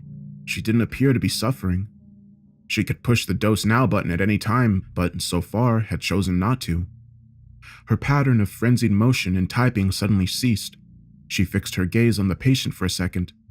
2 seconds. 3. 3 seconds were weeks of her time. Helen shot her fingers at the keyboard again. This time she typed a message in the journal window. He's dead. Chaos broke out. A moment after Helen typed her message, the vital signs monitor threw up a red warning message. Respiratory 0, heart rate 0. Helen's hands raced over the control panel in a blur, flicking switches and turning dials. The churning, satanic carnival ride of a machine came to an abrupt stop with a screech and a bang. The floor shook as the foundation of the building absorbed the forces involved with bringing tons of spinning and thrashing metal to an instant stop. The circle and star shape glowed brighter than ever, held fixed at a strange angle by the frozen machine. In the same instant, the patient's son screamed in pain and he fell to the floor. Well, no, it wasn't that simple. I looked closer and saw that he didn't fall. His legs collapsed under him, bent like they were made out of rubber or melting plastic. His legs continued to melt until his torso sat on the platform in a pool of red goo. The man tried to scream again, but the severe trauma, or whatever it was that ruined his legs, started to affect his abdomen. With his diaphragm destroyed, screaming was impossible. So was breathing. Every instinct in me urged me to run to the door, to get out of that room, but I had a duty to administer the antidote to Helen. I would not be responsible for another person going through what S-47 had. Helen hammered out another message. He's taken his second death in the portal. Dose yourself with Mentanovex now, or you will die. I had no idea what the first line of Helen's message meant. Second death? Portal? Those words meant nothing to me, but the second line I understood. And there was no way I would dose myself with that drug. To live 1,000 lifetimes in this bleak underground facility? I'd rather die. On the far platform, the son of the man who apparently died 5 seconds earlier continued to dissolve. His chest splashed apart like a breaking water balloon. His head and arms fell into the puddle that his body had made, floated like a horrific pool toy for a moment, then melted away. I had seconds to think about what Helen wrote. Take the drug and live. He took his second death in the portal. What would happen to me if I didn't take the Mentanovex? Would I literally liquefy like the son of the test subject? As bad as that looked, it would be far better than 8 million years of sensory deprivation the S-47 experienced. What the hell did second death even mean? But where I only had seconds to think, Helen, in her hyper-accelerated mental state, had the equivalent of days to decide what I should do, to decide what she would do to me. I turned from the screens to look at Helen. She was staring at me, studying me with unblinking eyes. For her, every slight micro-expression that flashed across my face, every tiny change in my body language would be an hours-long process. She probably knew what I was going to do before I did. I was not going to take the drug. Helen rose from the chair before I could even nod my head to signal no to her.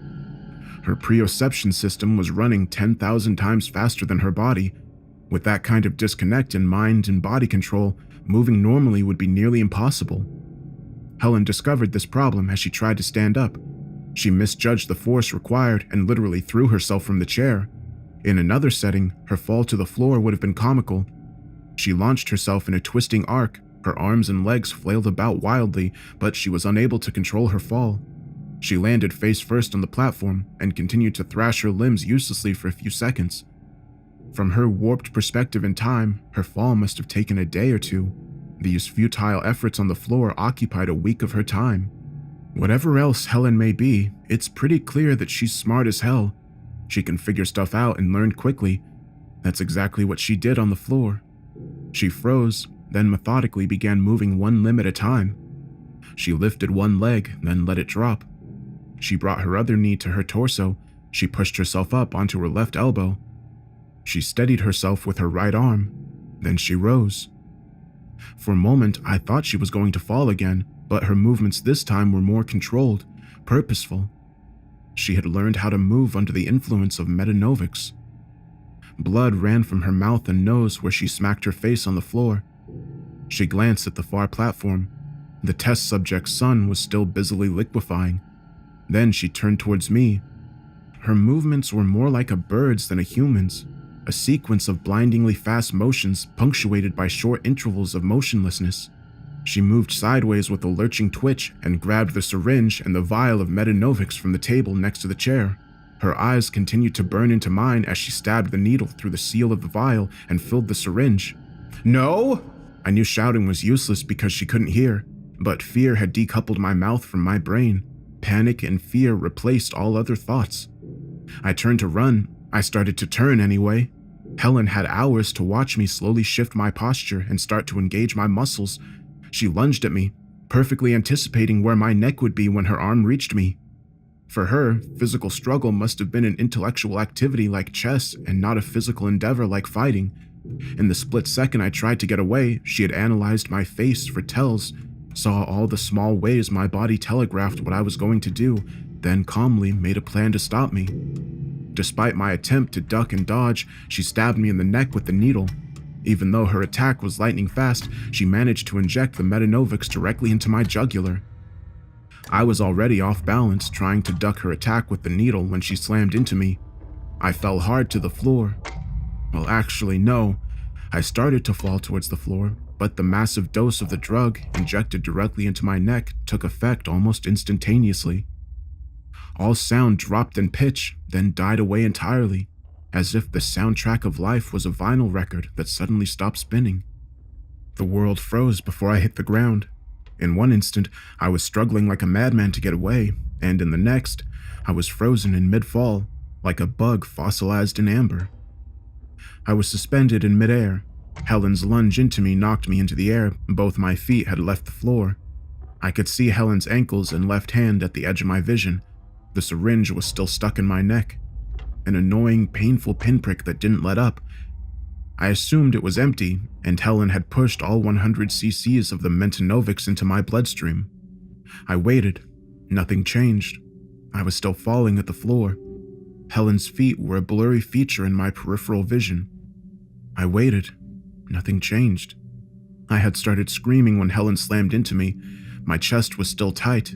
My abdominal muscles were compressing my lungs and pushing air through my vocal cords, but there was no sound, and the pressure in my chest didn't diminish.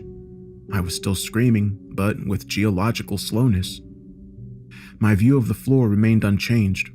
I returned to the thought that I was like a bug fossilized in amber. Fossilized, with nothing to look at but the floor. I had plenty of time to think about that word. It implies millions of years. From the perspective of the fossil, that's millions of years of nothing. Nothing but endless waiting in the dirt or deep inside a sedimentary rock. In unchanging darkness. S-47 experienced 8 million years of consciousness in the metro station. That's a geologically significant amount of time. That's longer than it took for ancient hominids like Lucy to evolve into modern humans.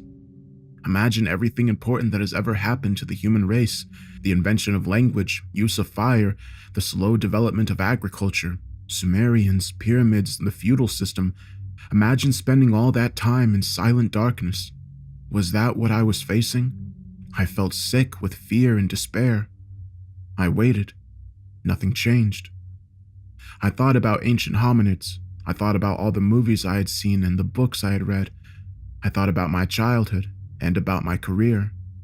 I waited. Nothing changed. How much perceived time had I experienced? 5 hours? A day? Without anything changing except my thoughts, judging the passage of time, perceived time anyway, is hard to do. I was still screaming. Air was slowly moving out of my chest. I had not inhaled for hours in my time frame. I waited. Something changed. The floor was closer. Helen's feet and hand had shifted slightly, relative to each other. This meant I could still perceive the forward motion of time. Perhaps a tenth of a second had passed since Helen jabbed me with the syringe. I remember that I was falling face first out of control. It sounds funny, but I'd forgotten that I was in midair, reeling from a high-speed, high-energy collision with Helen. So much time passed, in my time frame, that my ongoing fight with Helen was a distant memory. Even though it would take days, a week maybe in my time frame before I hit the floor, I had to start planning for my landing now. I willed my arms to move upward, to protect my head when I slammed into the floor. Then I found ways to pass the time. I wrote poems in my head and memorized them. Then I thought about Metanovix. Helen pre-dosed with the sleeping aid for the drug that caused S-47 to have such an extreme drug interaction, before I injected her with 40 milligrams of Metanovix.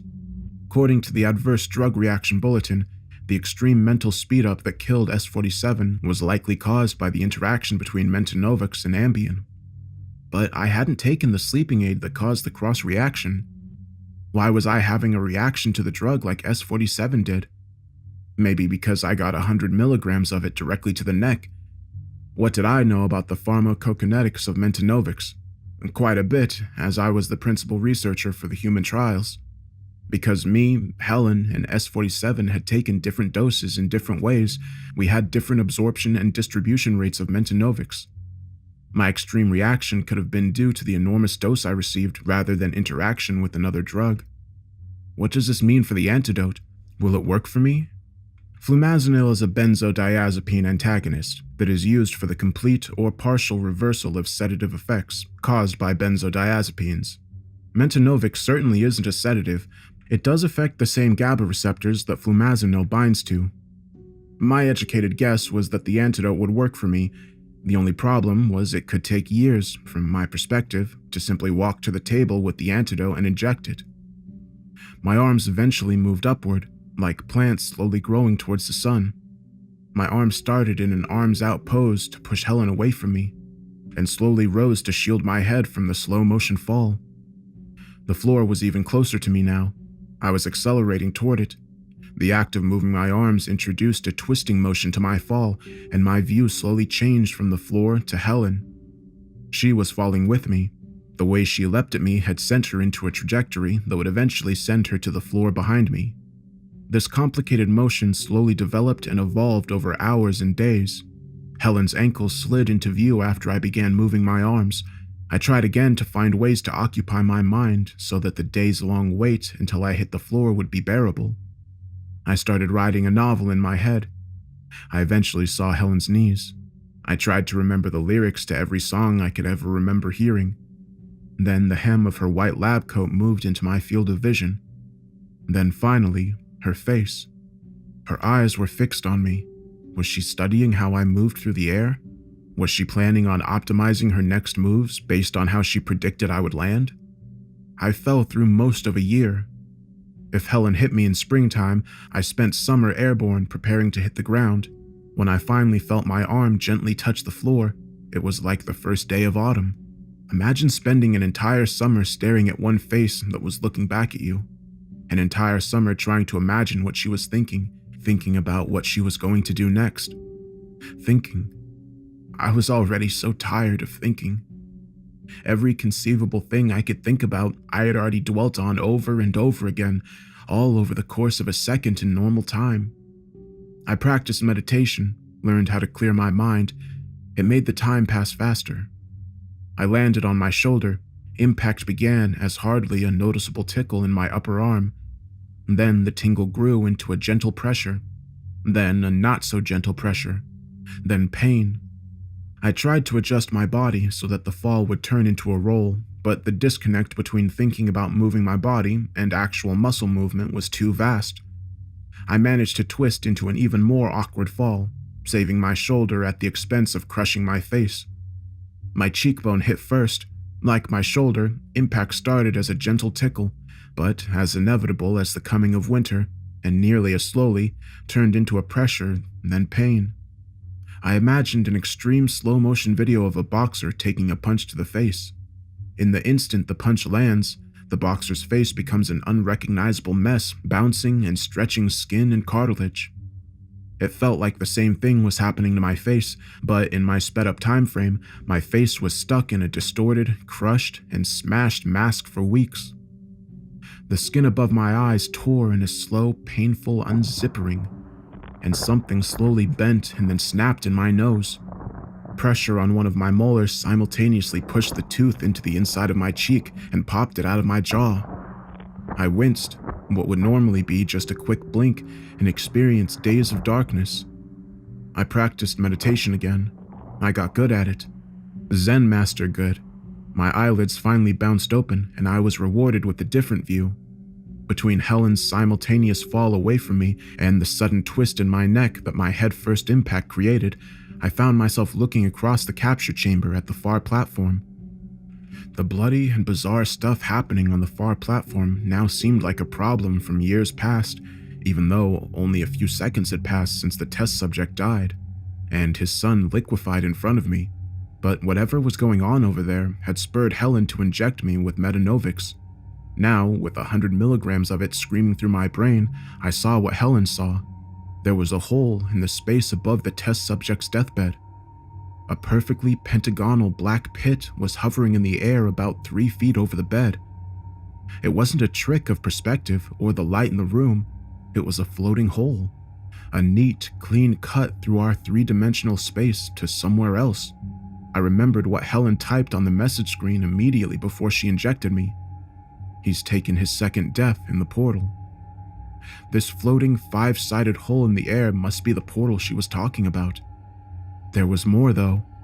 Something, a tongue or a tentacle, had reached out of the floating pit and was busy slurping up the goo that the test subject's son had become. I started to scream. Of course, in my hyper-fast state, no scream came.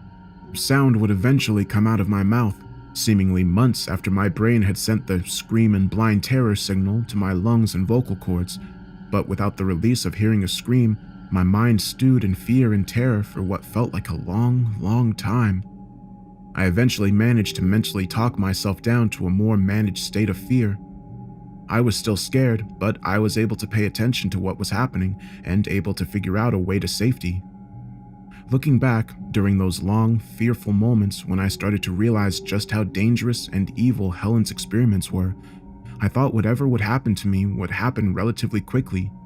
I would either soon be killed by whatever was groping its way out of the portal, or I would dose myself with the antidote and escape. Even after being imprisoned in time itself for what I perceived as more than a year, I had no idea the length of the ocean of time that lay before me. To my overdosed mind, my struggle for survival would last longer than a human lifespan. My first impression of the thing that reached out of the portal was that it was a tentacle. On further study, and I had plenty of time for further study, it looked more insect-like than octopus-like. It had 5 elbow-like joints that I could see. From the point of view of my frozen face smash, it looked like it had an exoskeleton or a crab shell. It was dotted here and there with small hairs and pores. A tangled clump of wet-looking, finger-sized bits of red flesh poked out of the holes in the tip. Each one curled like a dog's tongue, drinking the liquefied glop that had been a man a few seconds ago. As horrible and strange as it was, I was glad to have something to look at besides the view of the floor. I stared and stared and stared at the far platform. I studied this unchanging scene with the intensity of a homicide detective studying photos of a scene of a long unsolved murder. I noticed that the 5-sided portal was aligned exactly with the pentagonal center of the glowing star in the circle made by the weird equipment that surrounded the test subject's bed and the platform it was on. The sign on the door to this vast underground space said it was the capture chamber. Was this equipment here to capture the portal? Capture it from what? Why did a man need to die at the center of the swirling machinery for the portal to be captured? The word portal implies a passage between locations. If this capture chamber was one end of the portal, what was on the other side? Until Helen jabbed me with the huge dose of Metanovics, I couldn't see anything other than the liquefying man on the far platform. Why could I only see this with a hyper-accelerated mind? I developed and refined these questions over what felt like months. I searched for answers, both in my memory and in the details of the scene. I studied the strange equipment that appeared to have captured the portal, developing theory after theory about how it worked, without any way of determining which, if any, was correct. Eventually, the complicated forces I had set in motion with my flailing and twisting fall rotated my bleeding face away from the far platform and back to Helen. She had already hit the ground by the time I could see her again, and had started pushing herself back to standing. She wasn't staring at me anymore, thankfully. Her eyes were now fixed on the portal. I drew my knees to my chest and thrust my hands at the floor. I started to perform these motions. I meticulously planned how I would stabilize my fall and bring myself back up to standing. Then I waited for my limbs to cooperate, and for gravity and momentum to slowly bounce and slide me across the floor. Occasionally, I would make slight changes to where my hands and foot were going. At one point, I spit out a molar that was knocked loose when I smacked my face. I stabilized myself and rose. I felt my autonomic nervous system switch my breathing from an exhale to an inhale. Everything that had happened since Helen stabbed me with the syringe had occurred in just one breath. I kept my eyes on Helen as I rose. Helen remained fixated on the far platform. Something about her looked different. I waited. I meditated. I designed a mechanical clock in my mind. I meditated more. Helen's face changed further. She now had a look of fear. She extended her index finger and began to raise her arm. I recognized the gesture, even though she had only just started making it. She was pointing to the far platform. I twisted my neck around to glance at the portal. Incredibly, my situation had gotten worse. A second, long, jointed proboscis had emerged from the hole.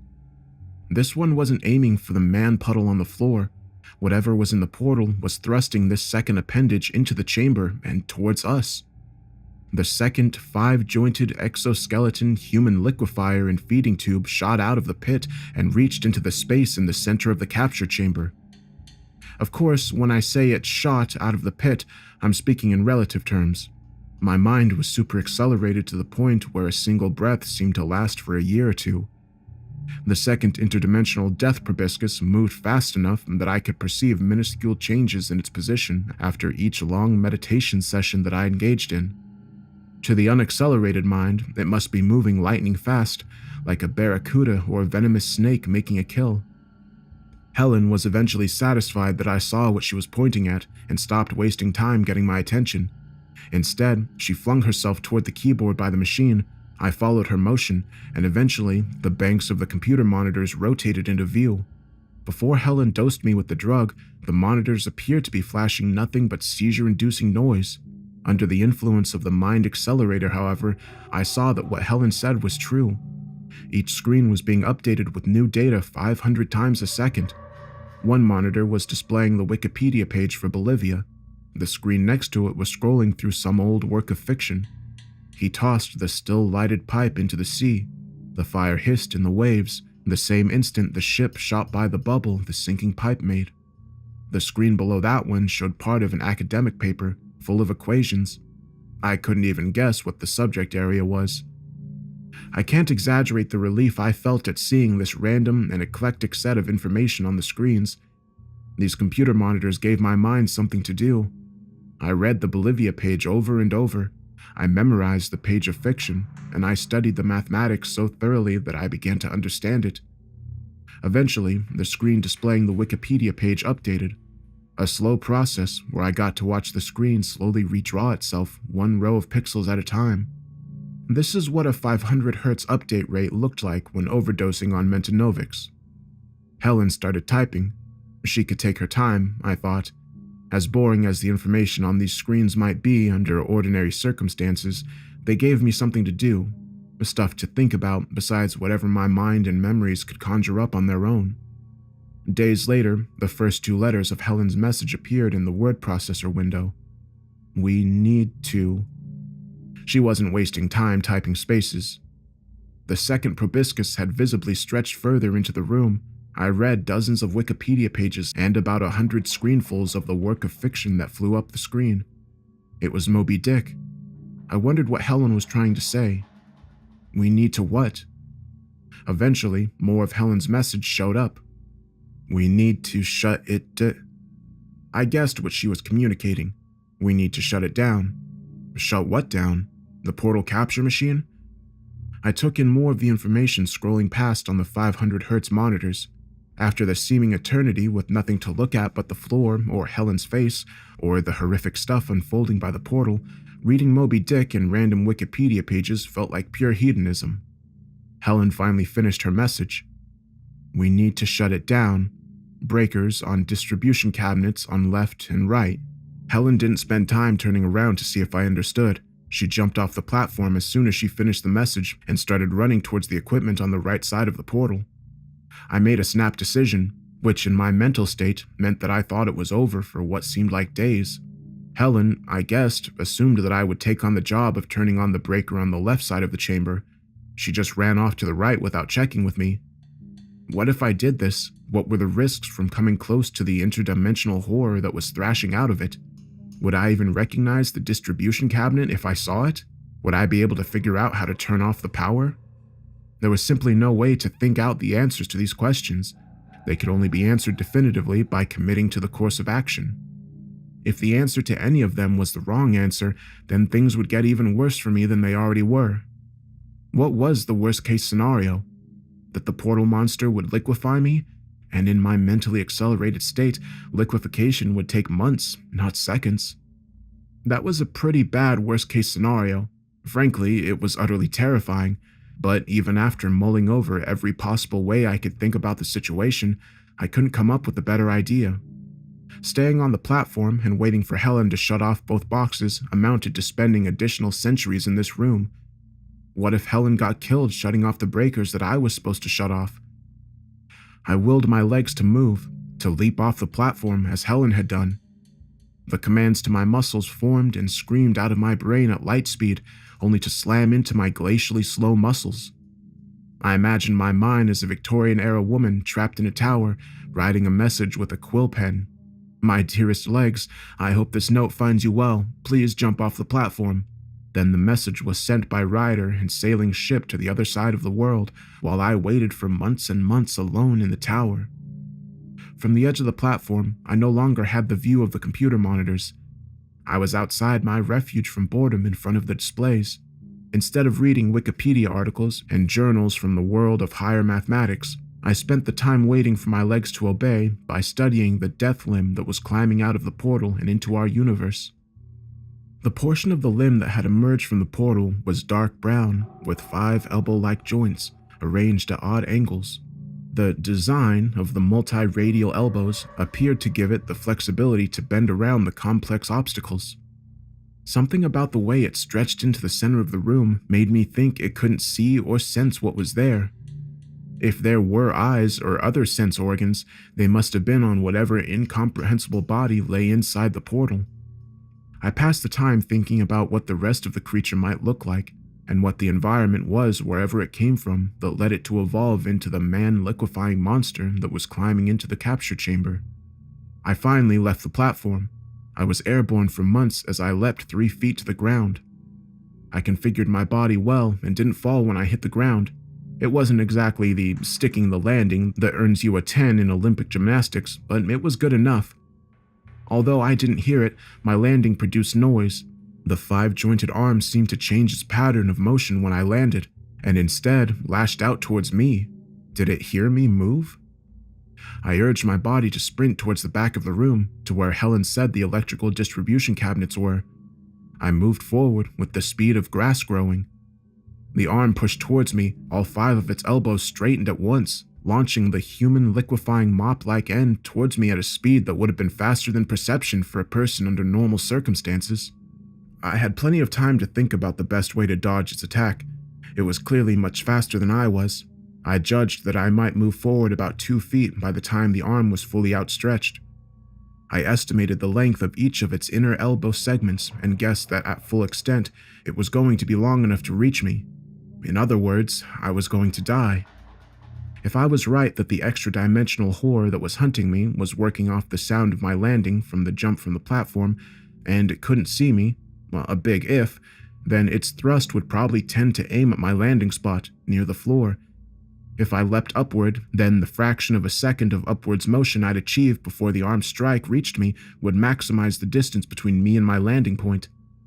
I leapt, then I waited. I suffered through months of terrified waiting to see if I would survive the strike or not. I slowly left the ground, rising many times slower than the moon rising over the horizon. The arm got closer and closer. It was going to be close. What would it feel like, I wondered? Would the process of liquefaction feel like being burned? A rending of tissue? Maybe it would just be a dull numbness. I thought about each of these possibilities, trying to prepare myself for what would happen if the arm hit me. As tense a moment as this was, it still managed to eventually become boring. My life or death gamble felt more like a long-term financial investment strategy.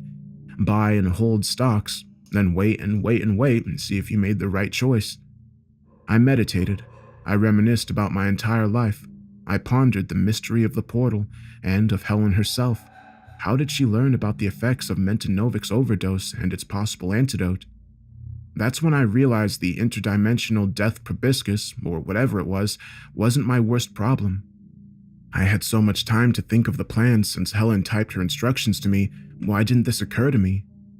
There was only 1 dose of the antidote. Whoever made it back to the observation platform first would save themselves. The other, doomed to a literal eternity of silent glacial suffering. I was airborne, moving away from the observation platform and waiting endlessly to see if the death proboscis would hit or miss me. Should I attempt to spin about in midair, risking a catastrophic fall and a most likely lethal interaction with the demon from the pit, just to get a head start back to the platform where the antidote sat on the table? What was Helen doing? Was her typed message about the electrical distribution racks a ruse to get me to run away so that she could take the antidote without a fight? I turned my head to look beyond the arm of death to the other side of the room. Weeks later, my view finally shifted enough to see Helen moving behind the portal machinery. She seemed to still be moving away from the observation platform, toward the back of the room where the electrical distribution cabinets were supposedly located. I made a major life decision. I decided to trust Helen. I didn't attempt to change course at all, just maintained a steady, all-out sprint toward the back of the room and hoped for the best. I eventually landed from my leap. The arm struck the ground 18 inches behind me. I ran toward the machinery in the rear of the room, and the arm didn't follow me. 20 or 30 years after I jumped from the platform, or about 50 feet later, I hazard a glance backwards. This initial year-long rotation of my head just to see that the arm was flinging itself toward the other side of the room, toward Helen. What would happen if Helen died? Was the electrical distribution system for the capture equipment dual redundant? If I switched off the equipment on my side, but Helen didn't reach hers, was this whole effort for nothing? Would I have to try and spend another century running to the other side of the room to shut off the switches on Helen's side? I ran for years. I mourned my old life, the life from 60 seconds of normal perception time earlier. And I forgot. That's what brains do. Learning and forgetting are just two sides of the same coin. Gaining experience and gaining ignorance are the same biological phenomenon. 5 more steps. Another year. I meditated. I imagined new people and had years-long relationships with them. Another 5 steps. I rounded a concrete footing that held one of the huge shafts that drove the capture equipment. Then I saw the distribution cabinet. A cabinet bearing a lightning bolt symbol and words in a language I could barely remember. High voltage. It was 40 feet away, years away. I ran and I prayed. I prayed for the demon arm to return, to emerge from behind the panels, or sneak up behind me and strike me down, dead. Finally, there would be no more thoughts, no more oceans of time to suffer across. My prayers were not answered. I kept on living. Despite having a career-long amount of time to anticipate arrival at the electrical distribution cabinet, I still misjudged the deceleration required to have a smooth arrival and slammed into the door. I grabbed the handle as I rounded off the sheet metal and flung it open while steadying myself. 2 banks of 70-amp breakers were mounted in neat vertical rows. At the top, a chunky main power switch with a red handle.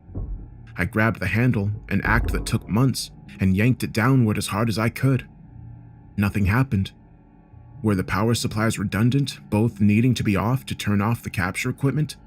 If so, perhaps I simply got to the left side cabinet before Helen reached the one on the right side. Or maybe Helen had been killed by the demon arm before she could power off the racks on her side of the room. Or maybe she had betrayed me and was sneaking back to the observation platform to take the antidote. I invested the time in peeking around the equipment racks to look at the portal. It was still there. A perfect pentagonal cut in space-time, the star in a circle-shaped frame of moving machinery that somehow captured or created the portal still glowed a cherry red. The capture machinery was still powered on. Both of the dinosaur-sized, insect-looking arms still stretched out of the hole in space. One continued to slurp the liquefied man on the platform. The other arm, the one that had attempted to turn me into human juice, was busy with something that was obscured by the machinery. Then something changed. It changed fast, far faster than any phenomenon I'd seen since Helen injected me. It was the lighting in the room. 24 red emergency lights installed on the ceiling flickered on simultaneously. In my imagination, I heard an emergency klaxon begin wailing too, but my mind was far too sped up for something as slow-moving as sonic energy to produce a noticeable signal. The portal changed as well. The once sharp edges of the pentagonal hole in space were now blurry. I thought it over. Then I thought some more, and some more. What else did I have to do? Helen, I concluded, had shut down the right side power distribution rack. Without power to the equipment, the portal was closing or destabilizing, or whatever portals do when their capture machinery powers off. The antidote. I still couldn't see Helen through the forest of machinery and equipment racks, but I pictured her sprinting like mad back to the observation platform to take the one dose of the antidote for herself. I couldn't let that happen. I launched myself back towards the observation platform, pushing off the electrical distribution cabinet for extra acceleration. Helen had injected me. I knew she had reasons for doing it, but that didn't matter to me anymore. She co-signed me to a century of silent imprisonment in this room. I deserved the antidote, not Helen. I ran for years, only 40 steps back to the observation platform, each one a bottomless well of empty time that I had to fill with my thoughts. I glanced backwards twice. Each tiny gesture slowed me down slightly, causing months of delay. With my first glance backwards, 10 steps away from the power cabinet, I saw essentially the same scene as before, the portal starting to blur and warp, and the two massive arms still grasping into the room. 32 steps from the power cabinet, 24 feet from the platform. I looked back again. Now both death arms were flailing about. Were they in pain because the portal was destabilizing? Enraged? Still no sign of Helen. I dove onto the observation platform, laying out horizontally in the air like I was playing ultimate frisbee. I hung in the air for a long time, feeling a little like Superman, then like an extremely bored Superman. I eventually landed on my belly and slid from the edge of the platform to the chair in the center. I sprung to my feet and snatched the syringe of flumazenil from the table. I spun my head around, looking for Helen.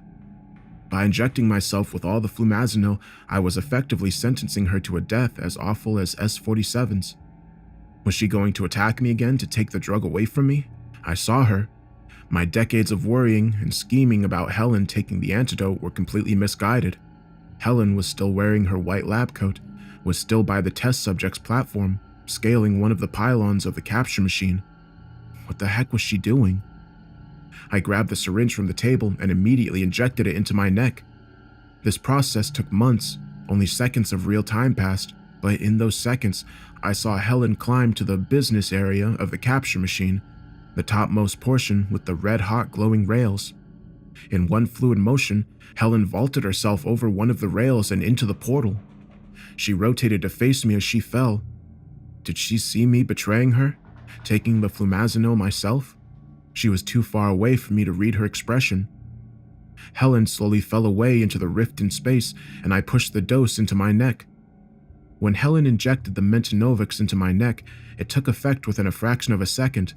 The antidote, the flumazenil, also took effect that quickly, but since I was overdosed on the Mentanovics, the fraction of a second waiting for the flumazenil to hit seemed like weeks. Time slowly accelerated over those weeks. Helen's fall into the pit went faster and faster. The edges of the portal blurred and bent at a frantic pace. The huge, five-jointed arm retracted into the pit, eventually moving so quickly that I could perceive their motion like a minute hand on a clock. I heard a soft, low rumble. It sounded like thunder from a storm dozens of miles away. Soon after, the portal vanished. I didn't know if it finally closed because the capture equipment was turned off, or if it was still there, invisible to me because my mind was not running fast enough to see it. The thunder sounded again, the sound rising in pitch. I felt my heartbeat for the first time in over a century, a slow squeeze in my chest. I sensed air rushing into my lungs. Then, everything was back to normal. The soft, distant thunder was suddenly the deafening sound of a siren blaring. I heard myself gasping in air. I coughed, I screamed. I didn't recognize the sound of my voice. My legs gave out, and I fell to the floor with terrifying speed. Everything moved too fast. There was no time to think about anything. Behind me, the door to the capture chamber slammed open. I screamed again, startled by the sound, and turned to look at the door. I didn't have to wait to see who was entering. My body immediately obeyed my wishes. A dozen men and women rushed into the room, security guards holding rifles as they might need to start shooting at any instant. People in lab coats holding Geiger counters and other sensors, a crew of paramedics. They moved so fast, it was overwhelming. How was I once able to exist at this speed? How can a person process information in a world where everything moves so fast?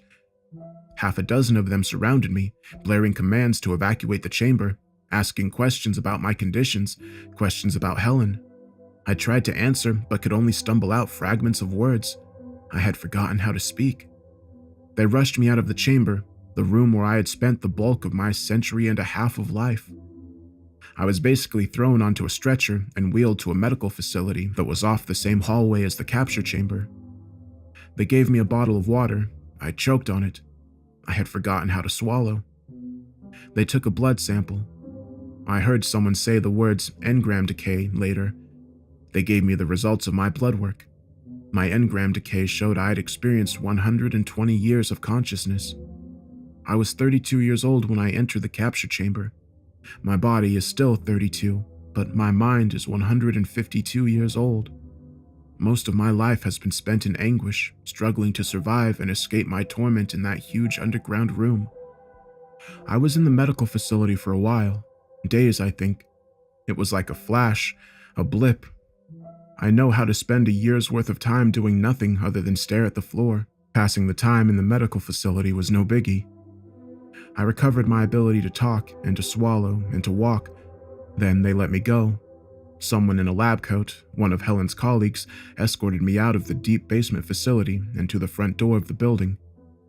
It was so strange, repeating the journey through the offices and lobby that I took over a century earlier. "Good luck," he said and held the door open for me. I stepped outside. I saw the sky for the first time in 120 years. I heard the wind whistle and felt it blow my hair about. I wept. There were so many cars in the parking lot. Which one was mine? I couldn't remember.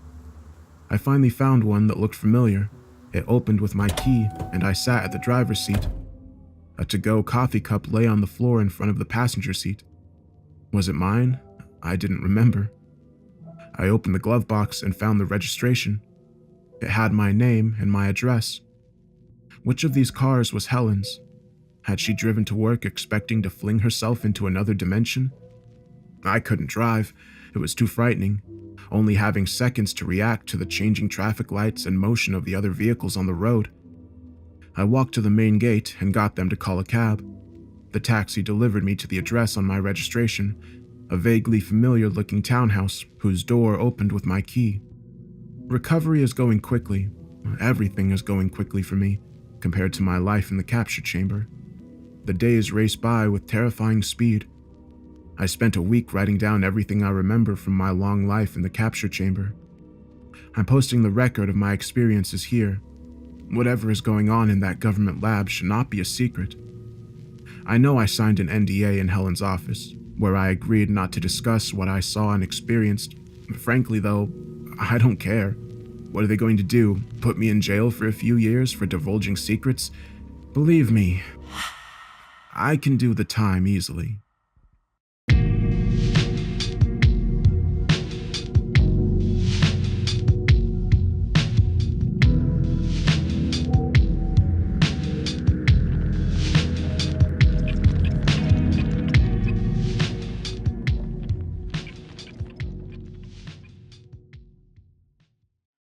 I suffer from a condition called Charles Bonnet syndrome, or visual release hallucinations, if you want to get more technical. It's a condition that's far more common than you might realize. It's estimated that as many as half of people with gradual loss of vision will experience one or more bouts over their lifetime. Yet, I'm willing to bet most of you have never heard of it. The reason for that is because most sufferers are scared to tell anybody what we experience. I know I was. I'm getting ahead of myself. My name is Andrew, and I'm 26. 2 years ago, I woke up with awful, blurred vision. Every single edge and detail clouded as if somebody had smeared Vaseline on a camera lens. It never got better. I was scared then, and got over to Dr. Harper's surgery as fast as I could. Suddenly needing to take a cab rather than climb into the car I'd driven without incident ever since I'd bought it 3 years prior. The doctor did some tests, asked me some questions. Have you been much thirstier lately? How often do you urinate? How would you describe your tiredness level? And then gave me the diagnosis that changed my life forever. Diabetes. Type 1. He explained that I would need to take insulin shots with every meal, that eating the wrong foods without monitoring my blood sugar could see me drop into a coma, or worse. Then he got to my eyes. "Andrew, your diabetes has resulted in maculopathy. Do you know what that is?" I shook my head dumbly, already reeling from the shock of my diagnosis, and Dr. Harper went on. "It's when diabetes affects the blood vessels at the back of your eye, blocking them and causing them to leak into the macula, the central part of your retina that helps you to perceive color and fine detail. When these blood vessels leak into the macula, it can cause significant damage." With a lump in my throat, I asked, "Okay, so how do we make this better?" I couldn't see Harper's face properly when he spoke, but his tone of voice was enough to tell me what I'd been dreading. "I'm sorry, Andrew," he replied gravely. "Perhaps if we'd caught this sooner, we might have had some treatment options available to us, but I'm afraid the damage has been pretty extensive. We can take steps to arrest the development of the condition, but I'm afraid it's irreversible." I felt as if my world had come crashing down around me. I was just 24, still at my physical peak. I was active, playing basketball, cycling a couple of times a week, and now my health, my body, and my sight had been taken from me. The first 6 months were tough. I broke up with my girlfriend, a sweet girl named Holly who tried to make it work but couldn't because I was so damn angry all the time. I lost my job because if there's one thing an architect needs, it's his eyes. I even fell out with a lot of my friends, making excuses not to meet with them until they stopped asking. In truth, it was jealousy on my part, envy that they got to keep on living while everything I'd ever hoped for had been snatched away. I became a recluse, never leaving my apartment, barely bothering to wash, shave, or get dressed each day. I was so sure that my life was over, I stopped even trying to live it. I was an asshole. It took me too long to realize this, but in the end, it was the nurse assigned to visit me at home, a tall, no-nonsense, experienced woman called Lois who brought this to my attention. "You're an asshole," she said. "What?" I gasped, shocked at her language. "So you've got diabetes. Do you know how many people do?" she asked. Then, before waiting for my answer, she continued. "Do you think they all hide in their apartments refusing to get on with their lives? Losing your vision is a terrible thing and you have my sympathy. But Andrew, it's no excuse to give up." "But you don't," I argued, trying to defend myself, but she hadn't finished. "Understand?" she growled. "One of the bravest men I know was paralyzed from the neck down when he was just a child and he hasn't given up. You can do so much more with your life and you have people that want to help you do that, but you can't even be bothered to shave that ugly fucking beard off. Stop being a crybaby and make a fucking difference." Of course, it didn't happen overnight, and I argued with her. I was furious at her blunt insensitivity and told her to leave. I said I'd tell her superiors, but she laughed and told me I wouldn't. "You won't because you're a smart guy and you've got too much pride for that," she said. "I'll see you next week." That night I shaved. I opened up my curtains and actually looked around. Things were blurry, but when I really looked, I could see the things scattered around my home, the mess I'd let it become. When Lois came back the following week, the place was tidy. I was clean-shaven, dressed. I'd even attempted to comb my hair. She didn't say anything about it. Didn't mention the argument of the week before, but she took me out for coffee down the street. She guided me along the sidewalk to the coffee shop, talking to me, reassuring me. It was daunting, even though it was less than a block away, but I felt so proud when I got there. We talked, me and Lois. I think I even laughed. Afterwards, she walked me home. When she helped me back inside, she said, "It's nice to meet you at last, Andrew." That day was the beginning of my new life. I moved to a new apartment, a ground floor place, and joined a group of other young people with vision impairments. I made friends, got out every day, even if it was just a short walk, but I made a point of seeing what I could of the world.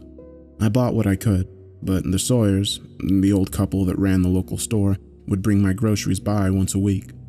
Clark's a gruff old coot, so he refuses to coddle me, and he's told me that he respects me for being like I am, for maintaining my independence, for not giving up. From a guy like him, that's one of the sweetest things I've ever heard. Things were going so well, and then, 1 year ago, it started. I walked into my living room, a mug of coffee in my hand, and I saw a Victorian funeral carriage stood right there on my rug, complete with 2 huge, proud horses in full livery, adorned with long black plumes in their bridles. They stood perfectly still while the driver, a small bearded man in period costume and a top hat, fidgeted with the reins and peered at me expectantly. Bizarrely, they were far clearer than the usual blurry shapes that I could see. I damn near pissed my pants. I dropped the cup, spilling scalding hot coffee over my bare feet, jumping backwards with a cry of pain and alarm. When I returned my attention to the horses and carriage back in the room, they were gone. At that moment, I wondered if I was going mad. Apparently, most of us do, which is understandable. How would you feel if you'd seen that exact same sight in your home? Unless you're Jack the Ripper, I imagine many of you do not have a coach and horses just lying around. I certainly didn't. Eventually, after much quiet swearing to myself and more than a little self-delusion, I managed to convince myself that I had not seen what I thought I had, that it was merely a vivid daydream. This seemed to work, and I got on with living, even if I entered that same room a little more cautiously in the days that followed. Finally, I forgot about it. 2 weeks later, I saw a giant, floating, swirling orange ball in my bathroom. I damn near pissed myself again. I stood there staring at it. This bizarre, rotating, levitating globe that was a little larger than a beach ball hanging in midair over my tub. Open-mouthed for a full 10 seconds before finally screwing my eyelids tightly closed and whispering to myself, "That isn't there. That isn't there." After 5 seconds, I opened my eyes again. It wasn't there. Have you ever had cause to doubt your own sanity? To wonder whether what you perceive is truly there, or if your mind has betrayed you? Honestly, compared to the loss of my vision, the prospect of losing my wits was so much more terrifying.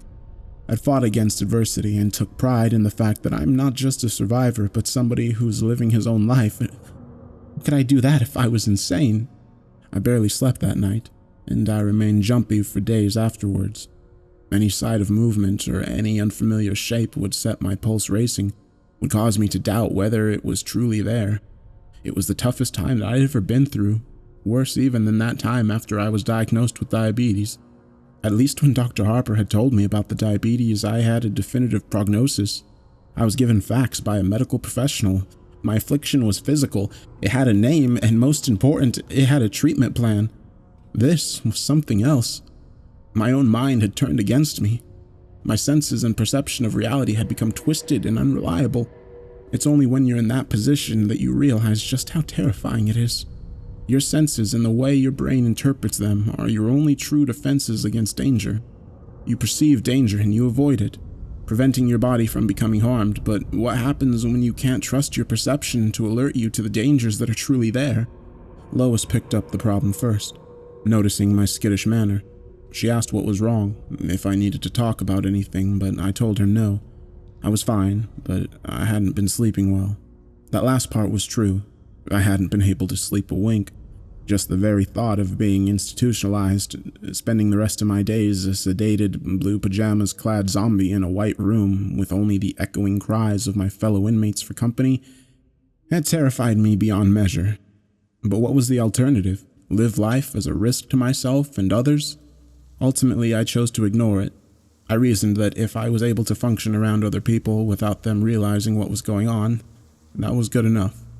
A full month passed before the next incident, and I really did think that maybe I'd put this whole mess behind me. With every passing day, my confidence had grown, so that Wednesday morning I'd stepped out onto the sunny street feeling pretty carefree. Each Wednesday I'd treat myself to a latte down at Joe's, the same coffee shop that I'd visited with Lois. It was a custom that gave me a great deal of pleasure, one that had seen me forge friendships with other regulars as well as the staff, including Joe himself. As I made my way down the street, white stick in hand, I glanced about me, taking in the colors and shapes of the world around me. I enjoyed the feel of the sun on my face and the sounds of the birds singing. It was a good day. And then I saw them, a party of pilgrims, 6 of them, all dressed in settler-era attire, sitting cross-legged on the asphalt. They didn't look at me. Instead, they were engaged in a heated yet strangely silent conversation. I froze, staring at them. Still, they argued, gesticulating furiously at one another. However, I couldn't hear their angry voices, despite the fact that, judging by their ill temperament, they must be screaming at one another. Paralyzed by shock, the white stick fell from my numb fingers, clattering onto the sidewalk. I turned to leave, desperate to flee from the haunting sight of the colonists in the road, but I was so panicked, in such a hurry, that I stepped onto my cane. It rolled underfoot, and before I knew it, I pitched over, tumbling to the hard ground below. I didn't quite break my fall in time, banging my cheek hard on the floor and skinning my palm. I heard a cry from a passerby, a friendly, concerned woman who rushed to my side. She knelt beside me, helping me up, applying a Kleenex to my throbbing cheek, which she informed me was now bleeding. I tried to tell her that I was okay.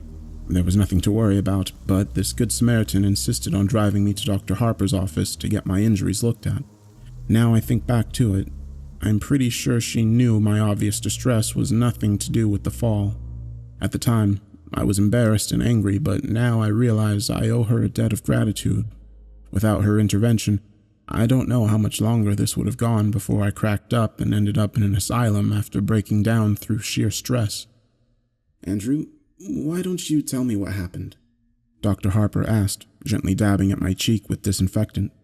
I explained that I had just lost my balance and that no harm was done, but I think he saw through my feeble protestations to my underlying agitation. He didn't press or force the matter. He simply asked what might have caused my clumsiness. Then he asked how I'd been as of late. When I finished mumbling my way through the most non-committal answer I could muster, he placed a gentle, reassuring hand on my shoulder. Andrew, he repeated gently, why don't you tell me what happened? I burst into tears. I told him how scared I was, how I'd fought so hard for my independence, and now I knew it would be taken from me. He listened patiently, and then asked me to tell him why I ever thought that. I paused then, took a deep breath, and thought about it. This was the point of no return, but really, what other option did I have? So with tears running down my cheeks, I told Dr. Harper everything. I told him about the horse and the carriage, the orange globe, and the pilgrims. I told him how I had been living each day in fear, how I was terrified that I was losing my mind. Dr. Harper thought for a while, and then he said, Andrew, I don't think you're losing your mind. The sense of relief at that moment was so powerful it overwhelmed me, rendering me speechless. You say that even though you've seen these things, you've never heard any noise from them. Have you detected any odors or experienced any other physical sensations, such as touching them? I shook my head no, and he patted my shoulder once again. Andrew, have you ever heard of Charles Bonnet syndrome? He asked. Who? I asked, confused by this sudden, unexpected turn of conversation. Okay, let me explain, Dr. Harper said kindly. Charles Bonnet was a Swiss naturalist who was born in the 1700s. He discovered a curious condition in his elderly grandfather, who was nearly completely blind due to cataracts. The old man regularly experienced visual hallucinations, including random patterns and even people and places. Sound familiar? Yes, I replied, still confused. Am I suffering from dementia? No, Andrew, not at all, Dr. Harper reassured me. Do you know how perception works? In layman's terms, your eyes take in light via the iris and pupil, which is then processed via the retina and translated into electrical signals which are decoded by the brain, which simply organizes these signals into recognizable images. You with me so far? I nodded, finally starting to understand. When the retina becomes detached, such as those that have undergone macular degeneration, those signals become warped and jumbled.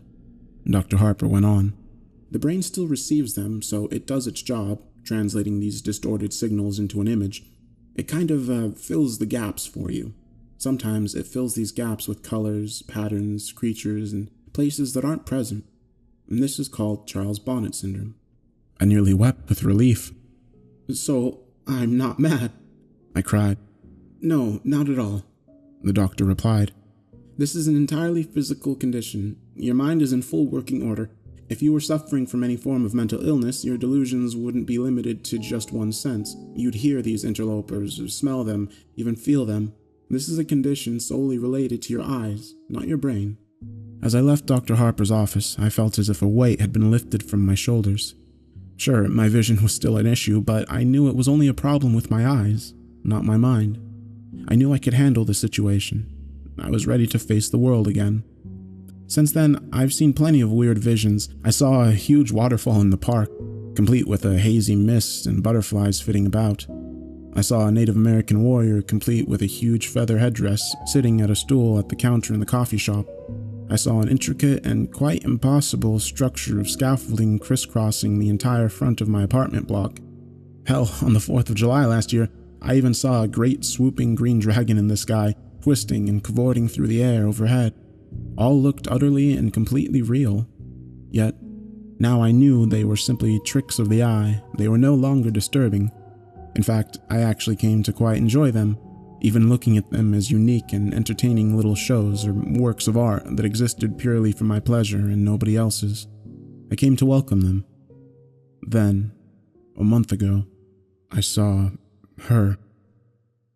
It was nighttime. It's always nighttime when I see her, and I was just getting ready for bed. I walked into the kitchen to get myself a glass of water and actually cried out in alarm when I spotted the figure in the corner. She was tall, by far the tallest woman I'd ever seen, and even though she stood hunched, she still had at least 6 inches on me. I was used to seeing characters in dated and bizarre dress, but this was different somehow. It didn't seem like an outfit from any one time, instead a bizarre mishmash of items. She wore a tuxedo jacket, figure-hugging in black, tailored to the female body shape, over a dirty old ruffled dress shirt. To complete the ensemble, she wore a bright red bow tie. On her hands, which she held out to either side as if shrugging, or maybe feeling for rain, she wore dirty white gloves. Her fingers were disproportionately long, almost spidery, and occasionally they twitched, as if she longed to grip and squeeze something in them. On her lower half, she wore shorts the same crimson as her bow tie, over opaque black nylons.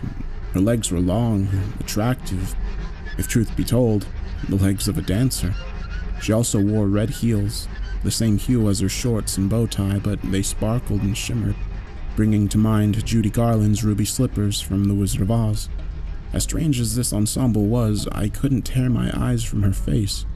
Most of it was obscured by a jaunty bowler hat, tipped and tilted to hide her eyes and nose, but beneath the brim of her hat, I could see the deathly pale skin of her face and a grin that sent shivers down my spine. It was wide, too wide, with entirely too many teeth. A smile is meant to be an expression of warmth. It's meant to feel welcoming and benevolent, but the look on this woman's face oozed malice. It felt much like the sort of glee I'd expect from a snake as it corners a rat.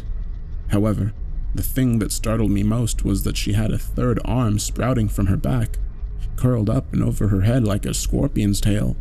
It was longer than any arm should be, and the hand had only 3 fingers, like a claw. It was pointed straight at me, and as I swore in dismay and stumbled sideways, it seemed to track my movement. I stood, staring at the creepy figure for a few seconds, trying to get my mind around the situation. She just stood there in the corner, grinning back. Finally, I realized that this was just another of my hallucinations and breathed an audible sigh of relief. One of the tricks I've picked up over the months of suffering from Charles Bonnet syndrome is to break the line of vision towards whichever stimulant is causing my brain to interpret the images into the hallucination. Think of it like restarting a faulty computer, how refreshing the system debugs it. To this end, I close my eyes and count to 5. Then, when I reopen them, the hallucination is gone. So, as I stared at the horrifying, malformed figure in my kitchen, I knew that to make the image go away, I simply had to close my eyes. I'll be honest here. When I counted to 5, I hesitated a little before opening my eyes.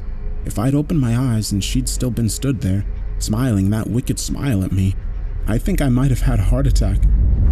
She wasn't, and I breathed another long sigh of relief, fetched my glass of water, and went back to bed. The tall woman haunted my thoughts in the days after I saw her. She was different from the other visions I'd had. Somehow she felt more real. It was this agitation that my buddy Jason picked up on when we met for lunch the following Friday. Jason was one of those same friends I'd tried to drive away shortly after I lost my vision, yet he'd refused to give up on me, continuing to get in touch week after week. Good friends are hard to come by, but great friends, the ones that will be by your side for life, are even rarer. Jason, God bless his heart, is one of the latter. You gotta tell me what's going on, dude, he said, as we sat down over pizza. What do you mean? I asked, trying to brush it off. You're so distracted, it's like you're looking for something in here all the time. You've eaten like one slice of pizza in the time it's taken me to eat 4, so I repeat, you gotta tell me what's going on," Jason said, waving a slice of pizza around for emphasis. It's nothing," I replied, feeling a little stupid. I just had a hallucination a couple of nights ago that really got to me. I thought you were cool with those now," he asked, putting the slice of pizza down. "Yeah, I am. I mean, I was, but this was different," I replied, resigned to talking about it. "She scared me." "She?" Jason asked, his interest clearly piqued. "Tell me about it." So I did. I described the tall woman and how she'd appeared to me. I explained that unlike any of the other hallucinations, she felt more real, and that she was the first to feature such a weird and unsettling mutation. Sure, I'd seen smaller versions of people in the past, a phenomenon referred to as Lilliputian by medical professionals, but the extra appendage and the impossibly distorted face were something I'd yet to encounter thus far. I think it was that, combined with the unnerving, expectant stance, that had disturbed me the most. "So," Jason said after I'd finished, "you say she had great legs?" "Shut up, you asshole," I laughed, throwing my napkin at him. "No, seriously, I get it, man," Jason replied, passing the napkin back to me. "If I walked into a room and a giant mutant was waiting for me, it'd scare the shit out of me too. But you know what caused you to see this. It's like the coachman and the waterfall you saw. It's a condition that you know you have, and it's one that you know how to deal with, okay?" I know, I replied. "Thanks, man. You're right." I did feel better too, so I smiled at him, took a big bite of my pizza, and changed the subject, asking him about his Psycho X, a conversation that he was all too happy to dive into. The next time I saw the tall woman was just under a week later. I was brushing my teeth. I was stood at the wash basin, brushing away, when I spotted a figure in the mirror. She was out in the dark hallway, peeking around the door behind me. That same sinister grin I'd seen before stretched her narrow face into a distorted grimace. The dirty bowler hat pushed down over her eyes once again. Each of those 3 long, spidery hands gripped the doorframe. As crazy as this sounds, it felt like she was trying to avoid being spotted. I cried out, spitting toothpaste foam all over the mirror, my toothbrush clattering in the basin. I spun around, my heart thumping in my chest, my breathing ragged in my throat. She wasn't there. Of course she wasn't. The doorway was empty. I tiptoed forward, hesitantly, trying to look around the doorframe into the hallway without actually sticking my neck out into its shadowy confines. The seconds ticked by as I drew closer and closer. I couldn't see anything, so finally, with a whisper of self-affirmation, I stepped out of the bathroom. The hallway was empty, as was the rest of my apartment. I was shaken again. This was the first time I'd seen a hallucination in a reflection, and I wasn't even sure that I'd actually seen it. Now, as I sit here, recording this, knowing what would follow, I think I thought like that to try to protect myself, to shield myself from the truth. I was an idiot. A full fortnight passed without incident. Sure, I saw a flash of color one day, a dancing yellow lightning bolt that zigzagged back and forth on the street outside my apartment, but that was exactly the sort of thing I'd come to expect from my condition. It was exciting, otherworldly, but it wasn't scary. Not like she was. In retrospect, that fortnight was blissful, and it was a reminder of what life could be like. The existence that I'd carved out for myself since my diagnosis. Life was good. The night that changed the way I viewed the tall woman.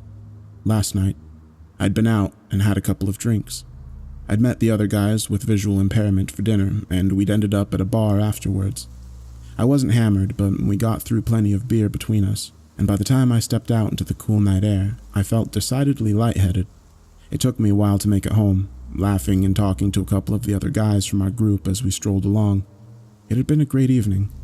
It was probably the last truly good one I'll ever have. I bid the other guys goodnight, and fumbling with my key, let myself in. With swaying steps, I strolled into my hallway, slamming the door a little too loudly behind me. I took off my jacket, hung it on the hook by the door, and then hit the light switch. She was waiting at the end of the hallway, all 3 hands held aloft into claws, reaching for me. That same maddening, malevolent grin on her pale face. I swore again, louder than ever, actually jumping back a step, recoiling from the impossibly tall and terrifying figure lying in wait in my own home. The tall woman didn't move. She stood there, staring and smiling at me. I stared back, but I sure as hell didn't smile. Jesus Christ! I muttered under my breath. You know how you can feel a little paranoid after a few beers? That feeling of non-specific post-alcohol dread? Imagine that combined with a giant grinning mutant woman suddenly appearing in your home. Suffice to say, it was very, very, very uncool. I don't need this. I sighed and closed my eyes.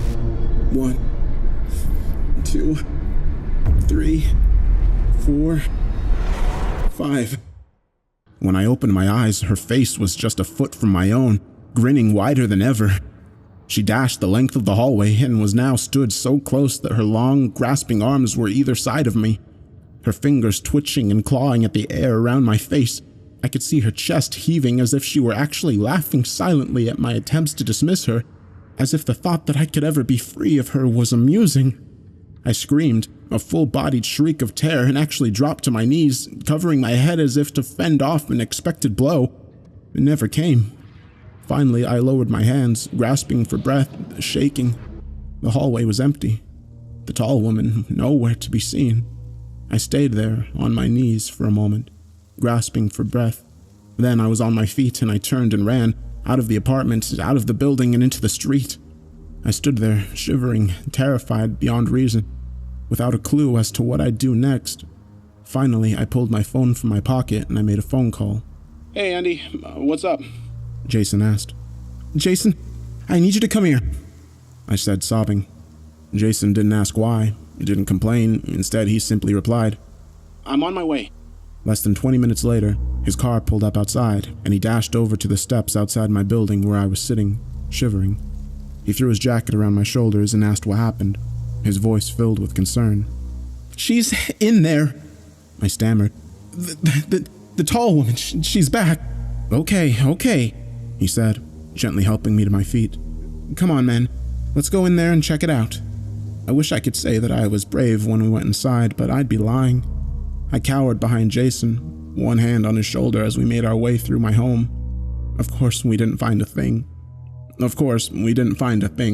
We're talking a giant mutant woman in a pokey little one-bedroom apartment. Where the hell was she going to hide? Finally, after we checked every single room twice, I had to admit that she was gone. I'm so sorry, man, I apologized, feeling genuinely stupid. I got scared. I'm sorry, man. Hey, forget about it, buddy, Jason said. So, I'm here now. Where do you keep your booze? Half a bottle of bourbon later, we were both feeling pretty talkative. She's, just kind of different, I tried to explain. I get it. It's like you saw something bad and you feel bad, and that's bad. He didn't get it. No, she's different, like I've never had a repeat hallucination before, and they've never been scary, She's not like the others. Dude, Jason said, taking another sip of bourbon. You've got like Charles Bonnet syndrome, and you know how that makes you see shit. So? He waved his hand in the air like a magician who just performed a trick. I know. No, listen, Andy, he said. You know what makes you see shit, it's just your eyes, yeah? You didn't hear anything, you didn't feel anything. This is how that stuff goes. It's your eyes, and I know it's scary, man, but you've been through like hell and high water in your life, so you're tough. One of the toughest, bravest guys I know, and you can handle some creepy hallucination bitch. I laughed. I couldn't help it. She is a very creepy hallucination bitch, though, dude. He laughed too, and we both took a drink. That could help, he said, finally, his voice thoughtful.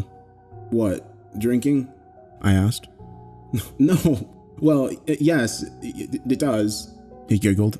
I mean, like, demystifying her. You should give her a name, something stupid so she's not scary. I've got to say, as much as I like creepy hallucination bitch, that's a bit of a mouthful. I laughed. Yeah, I get that, he replied. Suddenly, something he'd said came back to me. How about Helen? I suggested. Helen Highwater. Awesome. Then he raised his glass. Here's to Helen, buddy. To Helen. I smiled and drained my glass. Jason spent the night on my sofa, mainly because he'd had too much to drink to even think about getting behind the wheel of a vehicle. But honestly, I think the reason he drank so much was so that he'd have an excuse to stay and keep an eye on me. I'm glad he did. Knowing that he was there made me feel safer and I was able to get some sleep. It gave me a sense of security to know that if the strange vision I'd just christened Helen was to appear again, I'd be able to call on him for support. This morning, we both needed support. It feels like a mule kicked me in the head, he groaned when I made my way into the living room. Yep, I replied, my own head thumping. Joe's? Joe's, he replied firmly and staggered to his feet. As we drank strong black coffee and ate muffins, we didn't talk much. Finally, Jason broke the silence. So, you feel cool now? He asked, his mouth still full of blueberry muffin. I nodded. Yeah, I think so. Not still freaked out about you-know-who? He asked. Helen?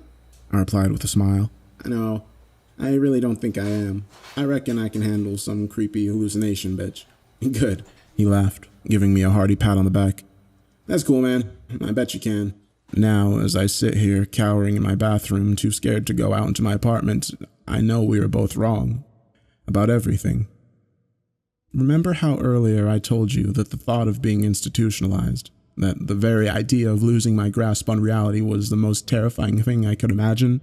Now, I'd welcome that, because the alternative is far, far worse. After breakfast, I said goodbye to Jason, and he climbed into his car and drove away. The day passed without incident, and when Lois stopped by this afternoon, she even commented on how upbeat I seemed. You got a lady in your life? She asked casually. I laughed at that, wondered what she'd think if she knew the truth. Yeah, I chuckled. Something like that. Good for you. She sniffed. Make sure you treat her right. That tickled me even more, and I had to bite my lip. Sure, I replied. I'll do my best. Tonight, still a little wiped from the exertions of the previous evening, I decided to turn in early. I brushed my teeth, washed my hands and face, and got changed. Finally, I fetched a glass of water and walked into my bedroom. I climbed into bed and instantly felt so relaxed. Within mere seconds, I was ready for sleep. That sudden, overwhelming drowsiness that comes when you've spent a whole day keeping sleep at bay. I decided that resistance was futile, and I sat up to switch off the light. I nearly didn't see her, but as I reached for the switch, I caught a glimpse of something out of the corner of my eye. My heart leapt into my throat as I turned to the foot of my bed.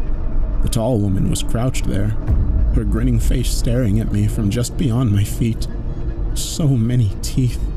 Her long, slender fingers spread out over my blankets, twitching slightly as she gripped at the end of the bed. Slowly, excruciatingly so.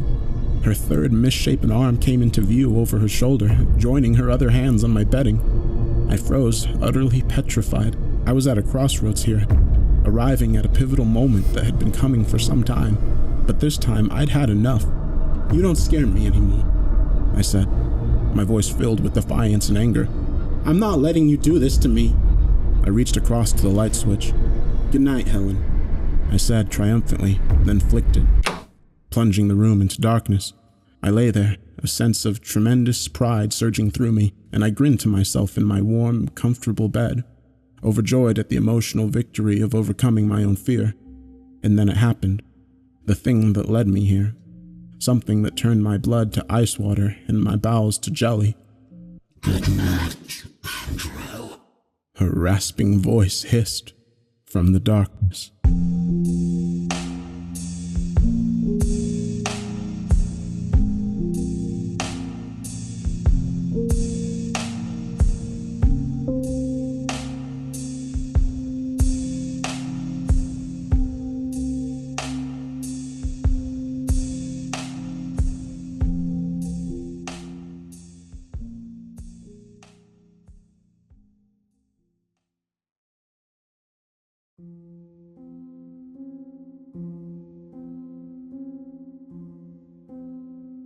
I don't need to watch to know where the woman has decided to hide. It's always one of 3 places, and out of those 3, it's usually one specific spot. It's all so predictable. I wouldn't be doing this if I didn't absolutely need to. If I could avoid it, I would. That's always the case. The problem is that I can't. not when my condition reaches this point. I really thought I was going to make it this time. That happens more often than you might think. I managed to get through the past 2 cycles without having to resort to this. I was so close to making it this time as well. Yesterday, my hand started shaking though, and that was soon followed by the sensation of itching in the back of my skull. I knew then that I was out of time. There's no point lamenting what isn't to be. I retrieved the pair of knives from the table. The blades bobbed up and down in the air due to my shaking hands, but I will just have to make them work. I slowly walked down the stairs leading into the main warehouse storage area. This would not be my choice of hunting grounds. Much of the space is taken up by crates and storage containers, and all the doors and windows are chained shut. It creates a claustrophobic environment that offers no chance for escape, which in turn takes away any potential thrill and makes for a tedious experience. Unfortunately, it can't be avoided. I can't take any unnecessary risks, even if that means everything has become repetitive and dull. There was a time that I would have tried to drag this out for as long as possible. That was back when I still believed that I could make all of this mean more than simply fulfilling an unavoidable physical need. I thought that I could force satisfaction from it through ritual. Maybe there was a time when that did work, or at least when I could make myself believe that it did work. Now, though, there's no point. I just want it to be over with. I make my way over to the large stack of crates with the opening between the bottom ones. This is where the majority of people choose to hide once they realize the escape isn't an option. If she isn't here, I'll move on to the storage container with the broken door, and from there, the small office near the large metal doors. Those are the only 3 places in the warehouse where hiding makes sense, so inevitably, one of them is chosen. It's all so predictable. I don't have to check the other 2 hiding spots because I can see the woman crouched down in the shadows between the crates. I sigh. Of course she is. This isn't some random woman. She is the chef and owner of one of the best restaurants in town. I stopped in to dine there earlier in the evening, and the pork I had eaten had been exquisitely prepared. The meal had been the highlight of my evening. I had hoped that I would be able to spare her. She had sent her staff home when she had closed the restaurant for the night, though, and she had stayed late alone to do the final bits of cleaning. With no time to find someone else, my hands had been tied. She looked up at me with wide-eyed terror as I approached. It doesn't have to take long or be overly painful. I'll finish this quickly. I owe her that much for the pleasant meal. Television shows and movies would have you believe that people start screaming at the top of their lungs or try to fight back when their would-be killer approaches.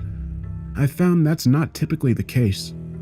Though it does happen from time to time, but usually they behave the way that this woman is. She is frozen in fear, her mouth moving but no sounds coming out. I suppose that this kind of reaction should make me feel powerful, maybe dominant. It does nothing for me. I hunch over slightly to enter the small opening.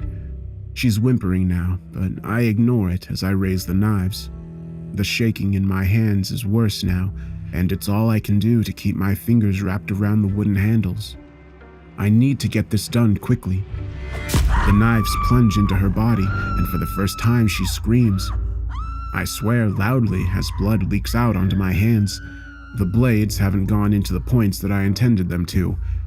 I had tried to make the stabbing lethal so that she wouldn't have to suffer. Now I have to do things the messy way. I pull the knives free. I've waited too long and my hands are shaking uncontrollably now. I have to forget the original plan and improvise. Tossing one of the knives back behind me, I wrap both hands around the handle of the one that I'm still holding. This is a bit better. I definitely have more control over the weapon, even if I can't hold it perfectly steady. The woman is still stunned from the initial attack. I don't think it's registered through the shock that she's been stabbed. She stares at me blankly as her hands press against the pair of wounds. Before she can recover, I thrust the knife forward, and this time my aim is true. The metal slides into her chest, and I feel it pierce through her heart. I make sure to remove it instead of leaving it in. That way, the bleeding will increase and death will come faster. I sigh again as I back out of the space between the crates and walk away. She's not dead yet, but she will be in just a few minutes. I've been doing this long enough to know when a wound is fatal. There's no point in standing around and watching the inevitable. I hold out my hands in front of me. They're still shaking, but the tremors are smaller and easily managed. The itching is gone from the back of my head. It's an improvement, albeit a minor one. It's just so unsatisfying. It never feels the same way that it does during that incredible final night of the cycle. My dissatisfaction is quickly being replaced by anger. Why can't it ever feel the same? One night of an incredible, indestructible, unmatched high, and nearly a month of rock bottom and just trying to exist until the next one. How is that fair? I force myself to calm down. The answer is that it's not fair, but there's nothing I can do about it either. Besides, the end of the cycle is almost here. I just have to make it until tomorrow night. The smart thing to do would be to clean up the mess that I had just made and go back home and get some rest. I know from experience that I won't be able to sleep though, and I'm not in the right headspace to make sure that I take care of any crime scene properly. Both those things will just have to wait. Pulling a set of keys out of my pocket, I removed the locks from one of the doors and pulled the chains free. I tossed them off to the side in a small pile and go outside. The cold winter wind immediately assaults me, and I grip my teeth as I wish that I hadn't left my coat inside. Before I leave, I go around the side of the warehouse until I reach a spigot. I turn the valve, and freezing water starts pouring out of it.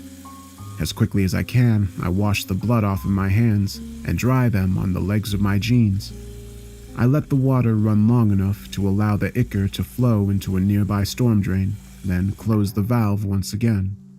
A light drizzle begins to fall as I walk towards town. The warehouse that I use is located at an old dockyard that hasn't been in service for years.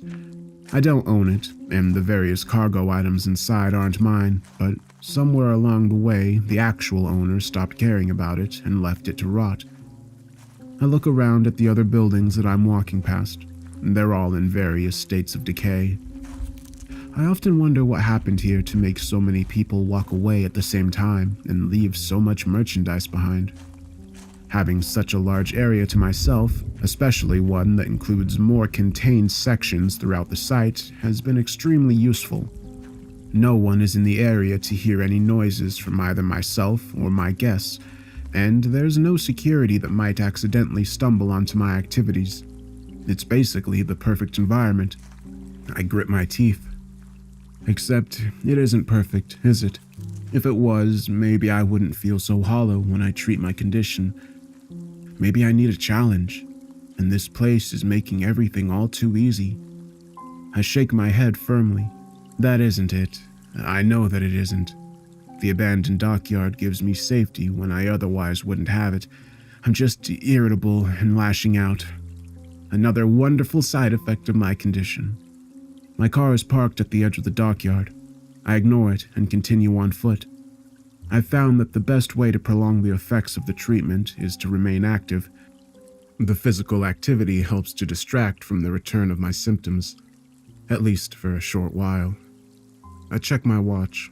About 20 hours left. Damn. The road leading away from the docks is empty. That's no surprise, as there's nothing else out this way. There's no reason for anyone else but myself to be here. I walk down the middle of the road instead of off to one side. In a very real sense, this is my own personal domain. I walk for over 2 miles before I reach an intersection. I continue forward without so much as a glance to either side. Both the left and right paths lead to highways. The direction I'm headed in goes into town. Before it does, though, it leads right past a smaller diner that's open all night. That's where I'm going. After another mile, I arrive at the diner. I'm pleased to see that there are only 2 cars in the parking lot. I go inside and sit down at a booth in the corner. I'm alone in the eating area, and the cars must belong to employees. Speak of the devil, a woman comes out of the kitchen and gives me a smile. I see the smile slip a bit. It wasn't by much, but I definitely saw it. Do I still have some blood on me that I missed? Looks like you got caught outside in this lovely weather. Did your car break down or something? A truck, actually. I lie easily, my worries dissipating. Just down at the 219 ramp. I called it in, but I can't get anyone out till the morning. I had to walk here. I wasn't born a good liar. Quite the opposite, actually. I was terrible at it as a child, and every time that I attempted lying, I would be caught. I've developed the skill over the years. It's been a necessity that I do so. Now I do it as needed without even thinking about it. I order a cup of coffee to start before asking to see the menu. I smell a fresh pot brewing somewhere nearby, and my walk through the cold and rainy night has chilled me to the bone. I avoid caffeine most of the time, but I'm willing to make an exception on this particular occasion. When the waitress returns with the drink, I order something off the menu. It's some sort of sandwich, but I'm not sure which one. I just point at a line, and she nods before going back to the kitchen. I'm not actually hungry. I know that I need to eat, though. My body needs as many calories as possible during the final phase of the cycle. The coffee helps get the chill out of my body. That, combined with time having passed since the kill, makes me feel more like myself than I have in days.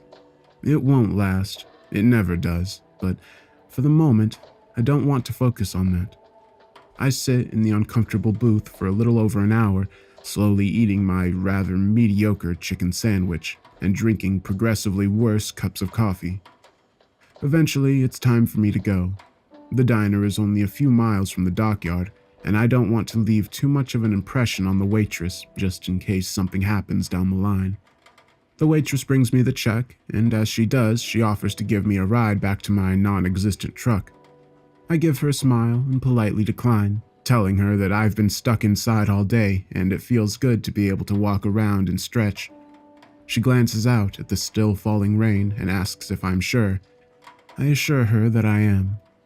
As she's walking back towards the kitchen, I feel the familiar itching in the back of my head. No, this is too soon. I've never had the itching come back just hours after making a kill. It's always a few days at the very least before I start to notice it. I sit still in the booth, the pin-like pricks working their way up and down my skull. Something is very wrong. Usually the itching starts out so faintly that it's barely noticeable.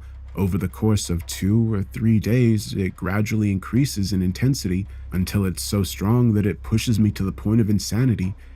That isn't happening now. The sensation is already intense, and I can feel it growing steadily as each second ticks by. I don't understand. This doesn't make any sense. Did I do something wrong? Change something about the kill? I shake my head. That doesn't make sense. There's no ritual or anything like that. Make the kill, satisfy the need. That's all there is to it. It's not goddamn rocket science. Calm down. Breathe.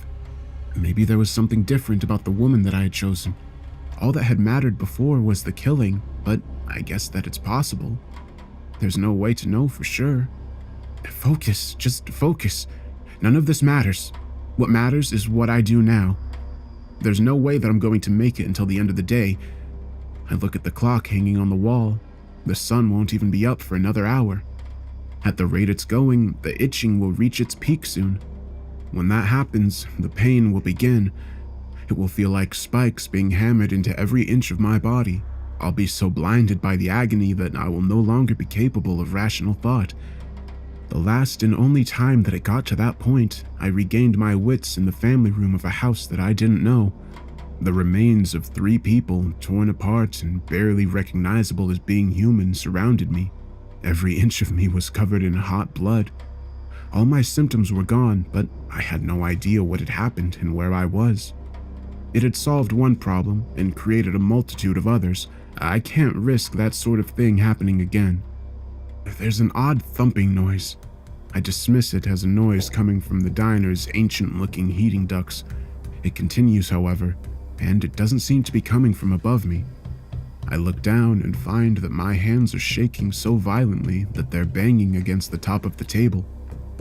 I stare at them for a long moment. I hadn't even noticed that they were trembling.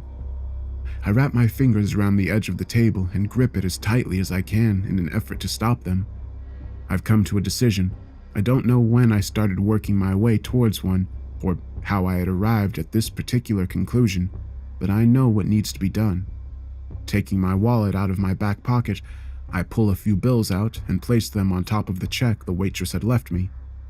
I know that she's watching me through the small window that looks out from the kitchen into the dining area.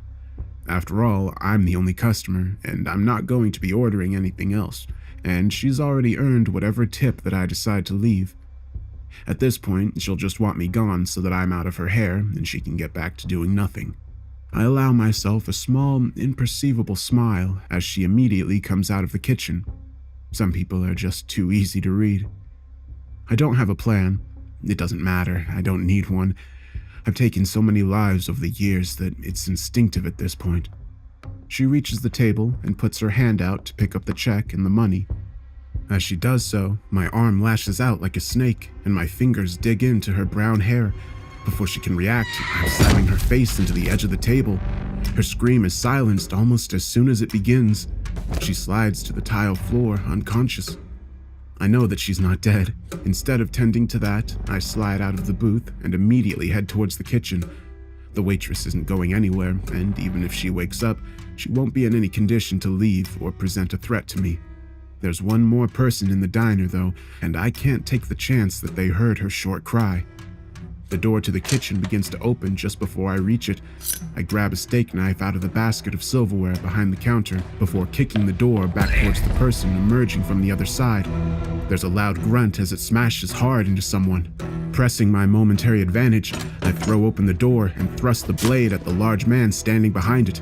The knife isn't nearly as sharp as the ones I keep at the dockyard, and the slightly serrated blade is designed for cutting rather than stabbing. I wasn't expecting the person to be quite so tall either. The knife digs into his flesh, but it's not much more than a flesh wound. Ducking my shoulder, I ram it into his chest to knock the wind out of him. He really is big. He's got at least 6 inches and 50 pounds on me. This is the danger of not planning things out before killing. I find myself in situations like this where I can't fully control what's happening. At the end of the cycle, this wouldn't matter, but until then, these kinds of risks are extremely dangerous. He's temporarily winded now, though, and he's been wounded. Judging from the expression on his face, he's also unsure of what's happening. I can work with that. I take a quick glance around me, and my eyes fall on the skillet on the stove to my right. Its contents are sizzling from the heat underneath it. I pick it up by the handle and swing it like a tennis racket at the man's head. It impacts hard with his forehead. There's a sickening crunch of bone, followed by a crackling noise as the hot metal burns his flesh. His mouth opens, but he doesn't scream.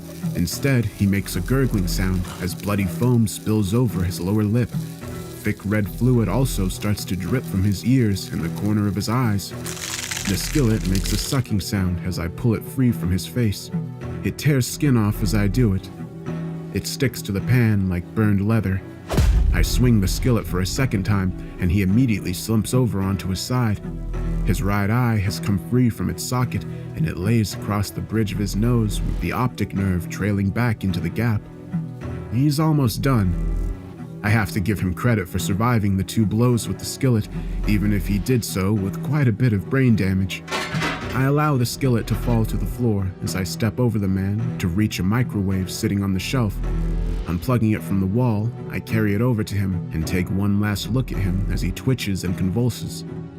I raise the heavy appliance over my head before bringing it down as hard as I can. His damaged skull provides little resistance and his body goes still. There's a sound from out in the dining area. I hurry out through the kitchen door, worried that a customer has walked into my killing zone. Instead, I find the waitress struggling to get up. She's leaning up against the side of the booth seat, the salt shaker she had knocked over with her hand lying shattered on the floor next to her. I get another knife from the silverware basket and cross the distance between us. She looks at me with glazed over eyes, and I doubt that she can even see me. I adjust the grip on the knife and cut her throat. Blood bursts out from the gash. The small piles of spilled salt on the ground become sticky and clumpy as it covers them. The itching has stopped. My hands are as steady as rocks. I sit down on a stool at the counter and sigh in relief. For the first time since the symptoms have started this cycle, I feel human. With the relief comes a familiar bittersweet. No matter how satisfying a kill is, it never has the same pleasure and overwhelming satisfaction that one does during the final night of the cycle. It's infuriating. It's like some higher power has decreed that I'm only allowed to be happy one night each month, twice a month every 2.5 years or so. I allow myself a minute to sulk in my anger and disappointment before I force myself to put it aside. There's a pressing matter to attend to.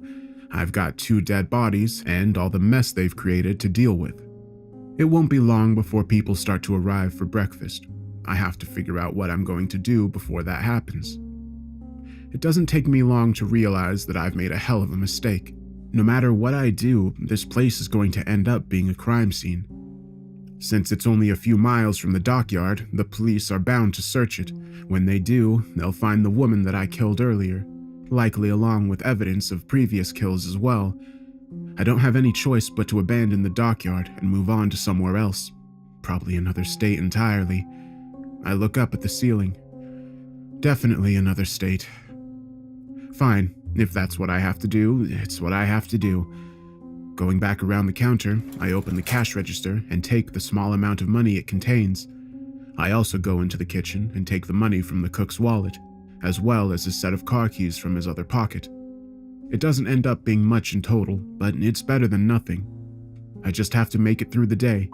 If I can do that, I can end the cycle tonight in a different place before continuing on my own in the morning. I just have to make it through the day. The kitchen provides me with the answer I need for covering my tracks. There is an exposed gas line that runs through the kitchen, covering my mouth. I break a section of the line before quickly making sure the pilot light in the stove is still burning.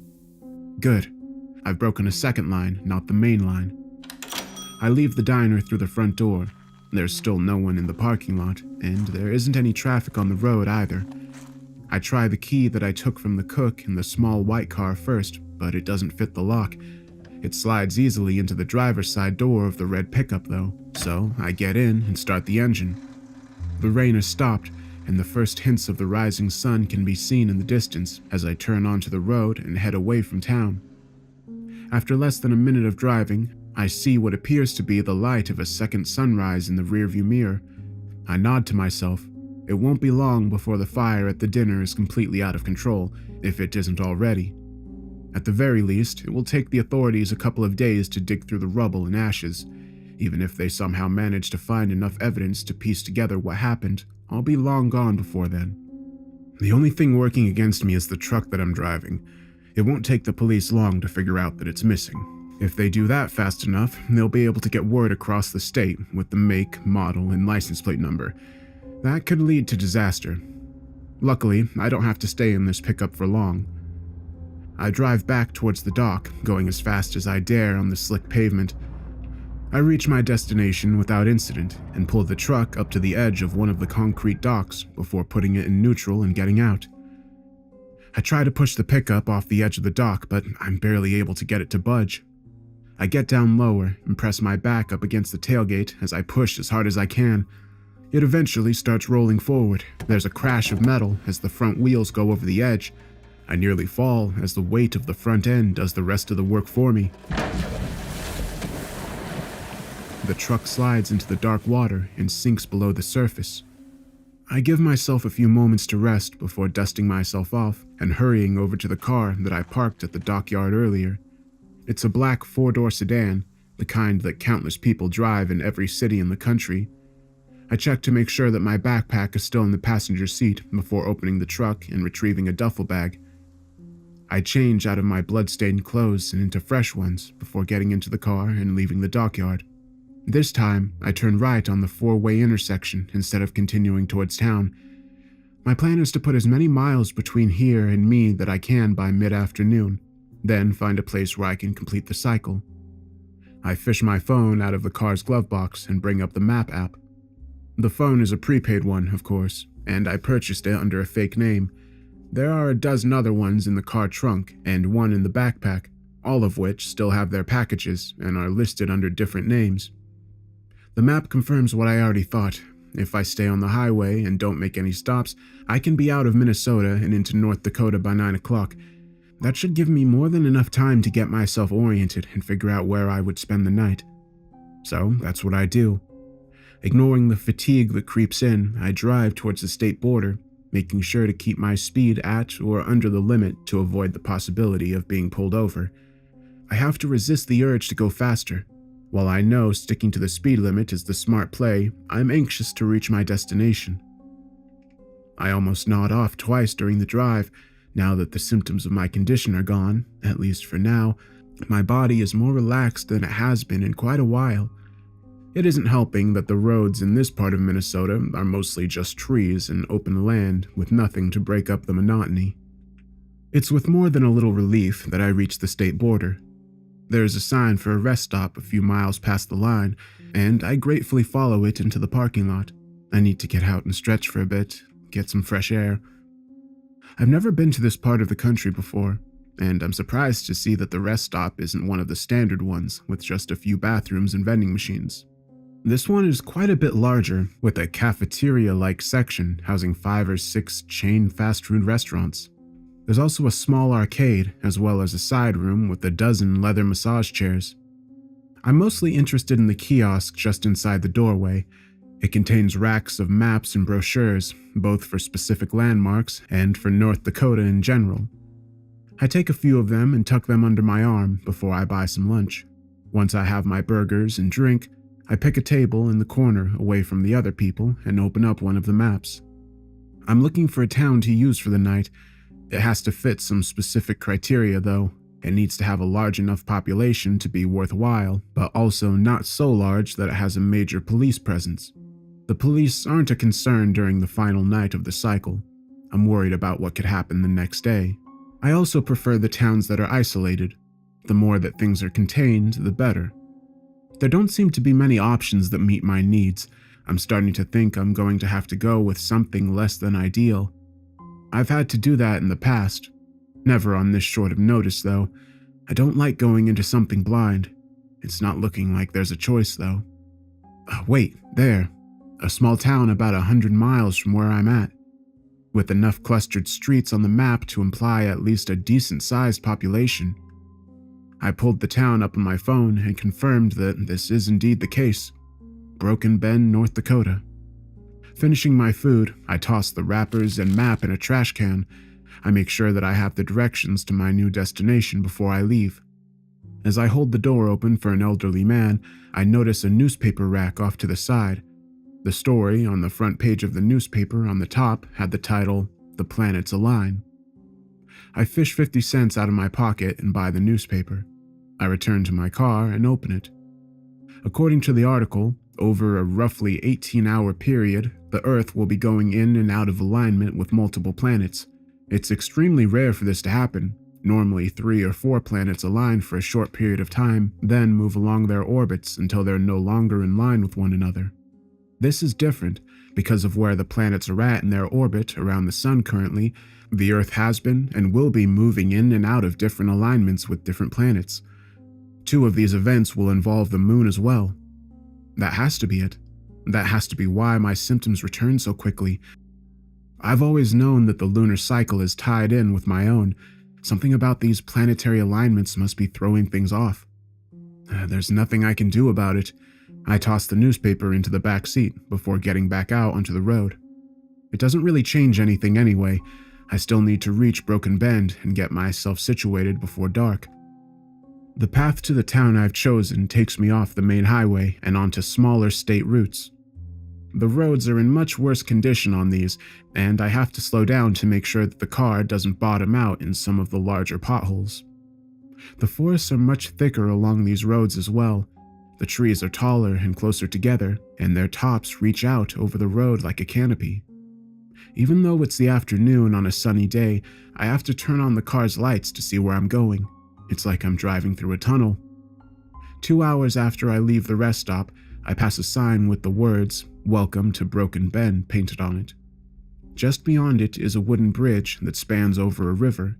The car bounces uncomfortably as I pass over the boards. A few minutes after leaving the bridge behind, the trees thin out and I arrive in town. I've found that most towns this size tend to look the same, and Broken Bend is no exception.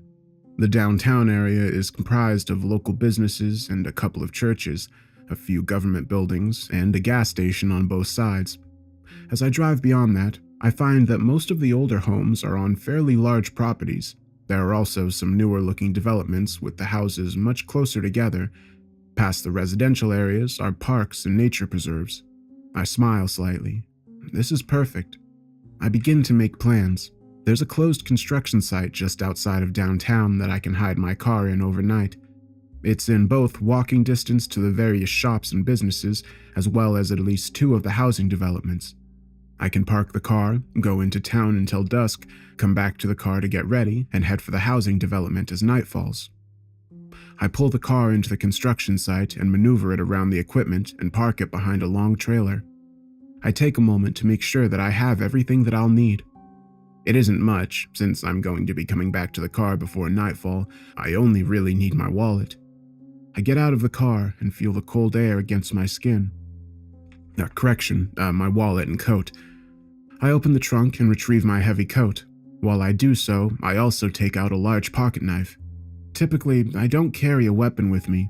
As strange as it sounds, it's safer that way. I don't have to worry about metal detectors, or, as has happened a few times in the past, being frisked. Besides, it's not like I really need it.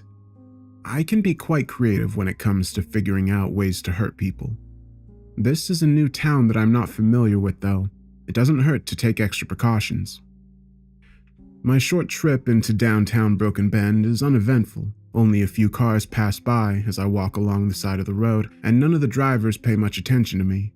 I'm not in any particular hurry. At this point, I'm just looking to waste time until sundown.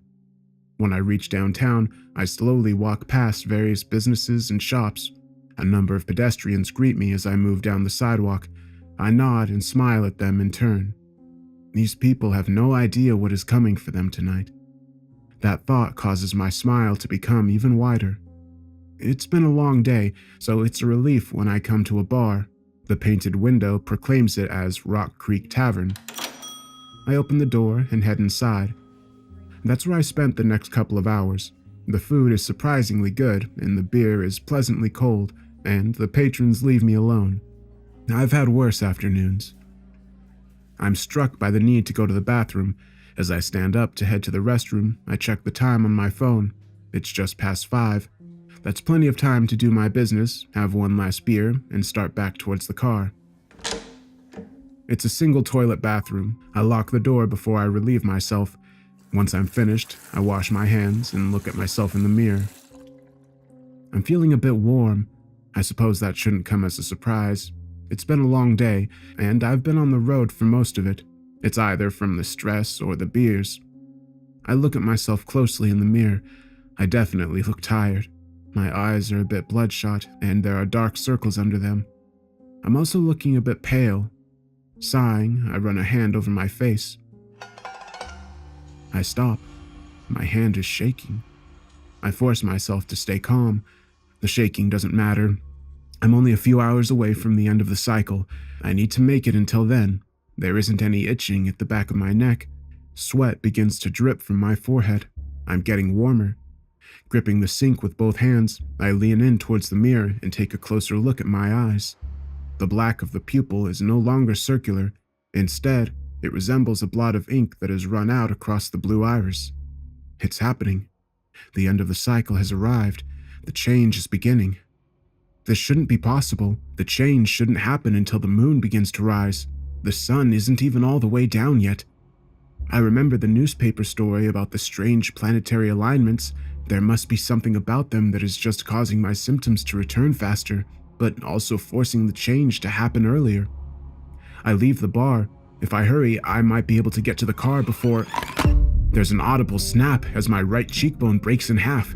I gasp at the sudden blossom of pain. It's too late. It's happening now. As quickly as I can, I strip off the clothes that I'm wearing. I normally have time to pack away any clothing so that I can come back for it after the night is over, but I doubt I'll be able to retrieve them this time. It's still best to take them off. The less restrained my body is during the change, the better. I feel pressure in my upper back. This signals that one of the worst parts of the change is coming. I sit down on the bathroom floor and slide my belt off my pants. Putting it in my mouth, I bite down on the soft leather. Mere seconds later, my arms slide forward in their sockets before dislocating completely. It's terribly painful, but not as bad as what comes next. I lean back against the wall and close my eyes. My jaw pressed into my belt so hard that my gums hurt as my leg bones jerk out of place. I nearly black out as my spine pops and cracks, creating a steep curve near the top. Saliva and dark blood are leaking out around the belt from my mouth. More of it comes pouring out as the front of my skull starts breaking into pieces and my ribs pull apart further. I feel like I'm on fire, but I know that the worst is almost here. During this part of the change, my pain is doubled. This is because I have twice the amount of nerves in my body, the ones running to my current shell and the ones attached to what's emerging. All of them are screaming in agony as they're stretched and mangled and torn. There is no thought or reason. There is only the torture, deep and infinite. I'm so lost in the void of torment that I can no longer register the individual changes that are happening. Everything is merely a part of the overall torment. I float in the agony as it engulfs me. Moments pass, years maybe. It's impossible to tell. Time has no meaning now, only pain exists. Suddenly, mercifully, there is relief. My outer skin tears open as my new body emerges from underneath it. The belt falls from my mouth as I pant heavily. It's like an unbearable pressure has been released. There are small stabs of discomfort as the change is completed, but it's barely noticeable when compared to what I've just gone through. The last of my bones lock into place, and I can feel my rational mind beginning to slip. In moments, it will be secondary to instinct. I never lose my mind completely. I'm fully conscious of what I'm doing. It just doesn't matter. I get to my feet. Everything feels so different now, powerful. I can't believe that I ever managed to stand on my weak human legs. I catch a glimpse of myself in the mirror. The face of a wolf stares back at me. It is thin and gaunt. The skin stretched tight against the face and muzzle. The black fur is matted down with blood. I pull a loose strip of ruined flesh off the bottom of my jaw. Movies, television, books, legends, they're all wrong about werewolves. There's a resemblance to wolves after the change, yes, especially in the face, but that resemblance only goes so far. My body is far more skeletal and thin than the popular interpretations. Certain parts of me, like my clawed fingers, appear almost delicate. I don't have a tail, and my long muzzle contains multiple rows of teeth. It's my eyes that tell the true story. They are completely black, with pinpricks of red light barely visible in their depths. To look into them is to know fear. It's to know death. I hear movement out in the bar, and I turn away from the mirror. My senses are heightened far beyond what a human is capable of. I hear a stool pulling away from the bar. I can smell the scent of beer wafting in from under the door. I can see every crack and imperfection on the tiled bathroom wall. I feel alive in a way that I never do except when the wolf comes out to play. I take one last look around the bathroom. There is blood everywhere, and pieces of my human skin cover the floor. Even though it's my own blood, the smell of it excites me. I bare my teeth and turn back to the bathroom door.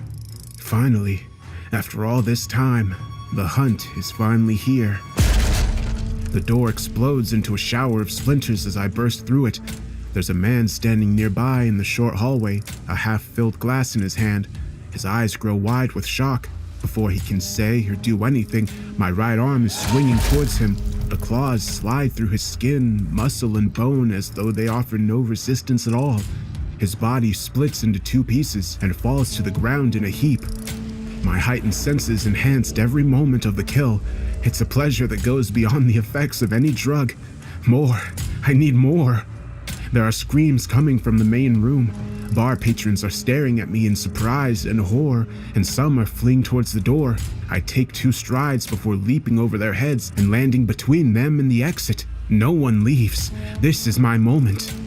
One of the customers swings a clumsy punch at me. I open my jaws to expose my rows of teeth and bite down into the flesh of his arm.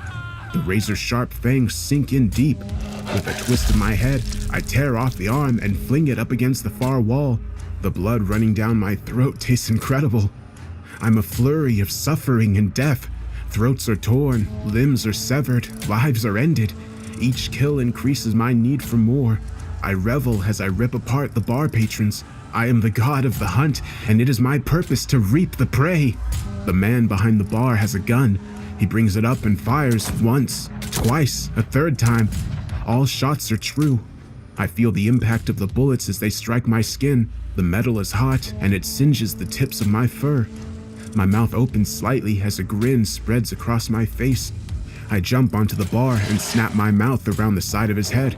For a moment, I let him struggle, my teeth piercing his skin as he tries to free himself. Now he understands his place in the order of things. His struggling ends as I clamp my jaws closed. Music plays from the jukebox in the corner of the bar as I survey the room. The Rock Creek Tavern is now a monument to carnage. The scent of death fills my nostrils as I bask in the pleasures of the kill. I raise my head towards the ceiling and howl triumphantly. A werewolf's howl is not like a wolf's. It is an inhuman sound, a deep guttural call that spreads fear to all that hear it. It is the sound of hell's gates being opened. I need more. The hunt has just begun, and I intend to make the most out of every second. I go out the front door and into the streets. People immediately begin to scream, but I ignore them for the moment. The sun is just beginning to set in the distance. The sky is filled with splashes of red and thick purples. I'm momentarily frozen in place. I've never seen the sunset before, not with these eyes. The change has always happened after nightfall. Even through my frenzy, the beauty of the scene before me is striking. The spell is broken as I smell the blood on my fur. It's time to continue what I've only just started. A car is beginning to pull out of the parking space in front of me. Baring my teeth, I jump through the passenger side window and into the vehicle. In one motion, I wrap my claws around the driver's neck and throw both him and myself through his door. We land hard on the concrete. I crush his throat before looking over my shoulder to watch the car crash into an oncoming truck. A man and a woman are running down the sidewalk away from me. I race after them and catch up to them before they even realize that I'm following. The woman falls as my claws and arm push through her back and out of her chest. Grabbing the man, I lift him up over my head and rip him in half, his blood and entrails pouring out of him. I drop the body and narrow my eyes. The wind has brought a scent to me, one that isn't the sweet, coppery smell of blood or one of the common smells associated with the small town. This scent is much different. For the first time, not just during this change, but for the first time ever in this form, I feel uneasy. I don't recognize the smell, but I do understand what it means. Someone else, something else, has already marked this town as its own.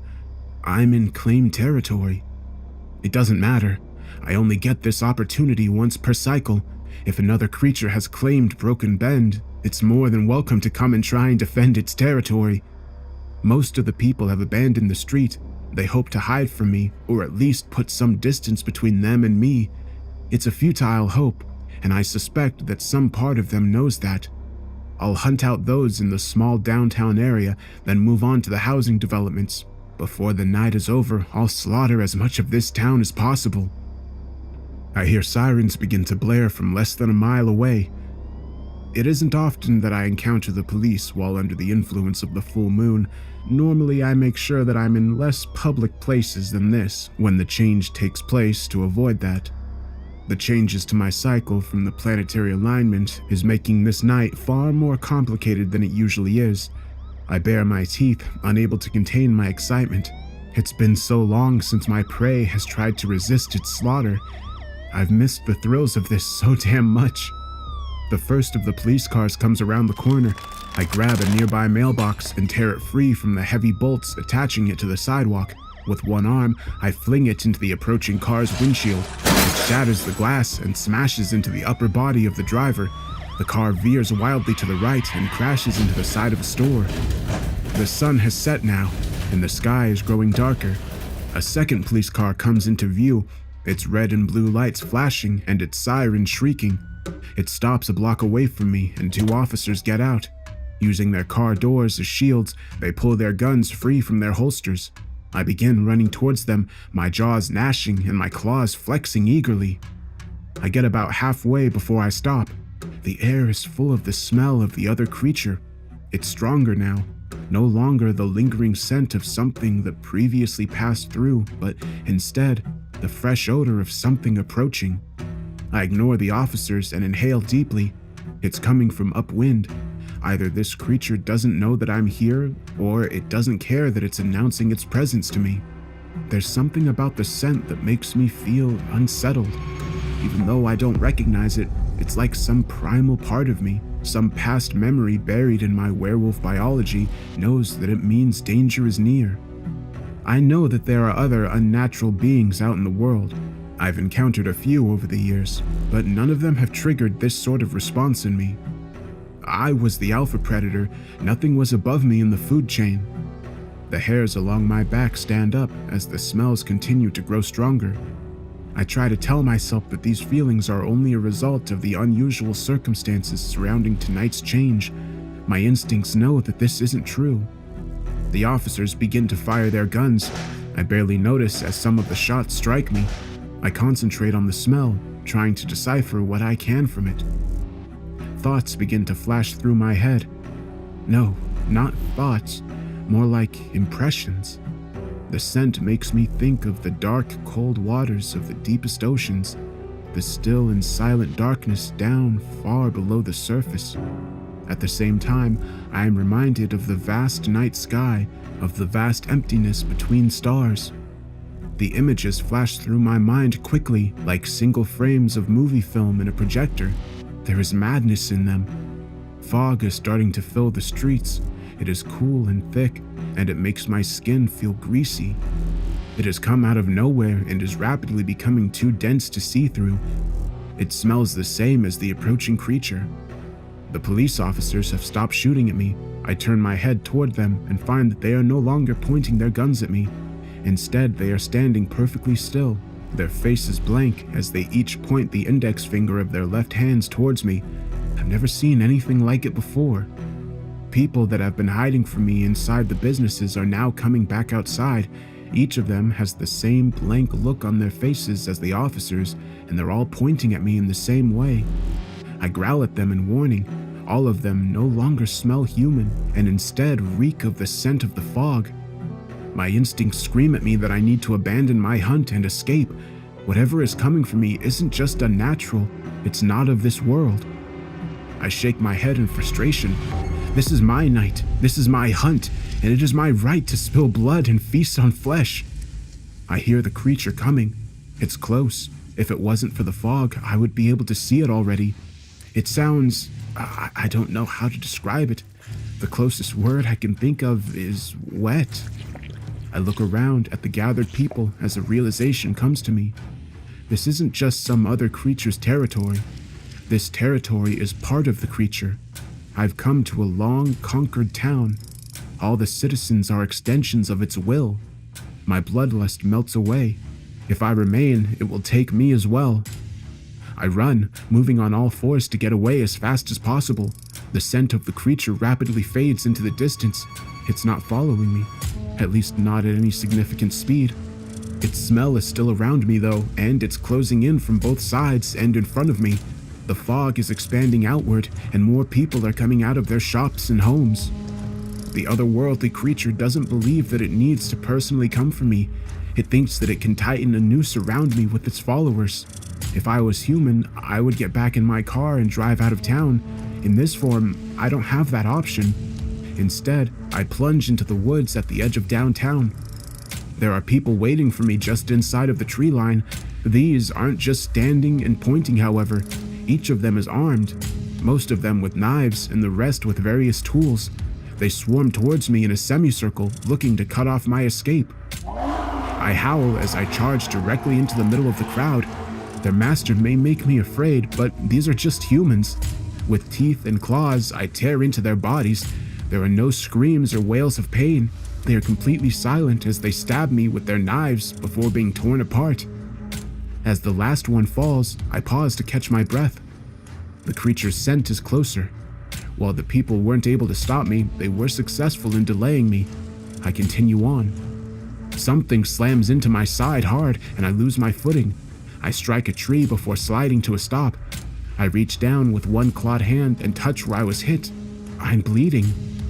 A man steps out of the brush and into view. He is soon followed by one woman and then another. They are all holding heavy-looking rifles. Bullets don't typically hurt me, but these are large-caliber weapons and pack far more of a punch. I regain my footing and keep running. Shots are fired, but none of them manage to hit me.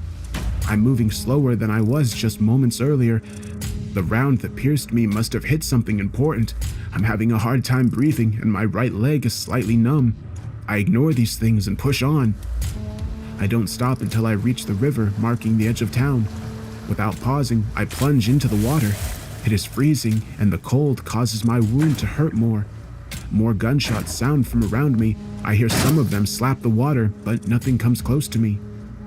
I reach the other side of the river and pull myself up on the bank. I hurry into the cover of the nearby trees before stopping to look back the way I've come. There's no sign of either the townsfolk or the fog, and I can no longer smell the creature's scent in the air. I've made it out of its territory.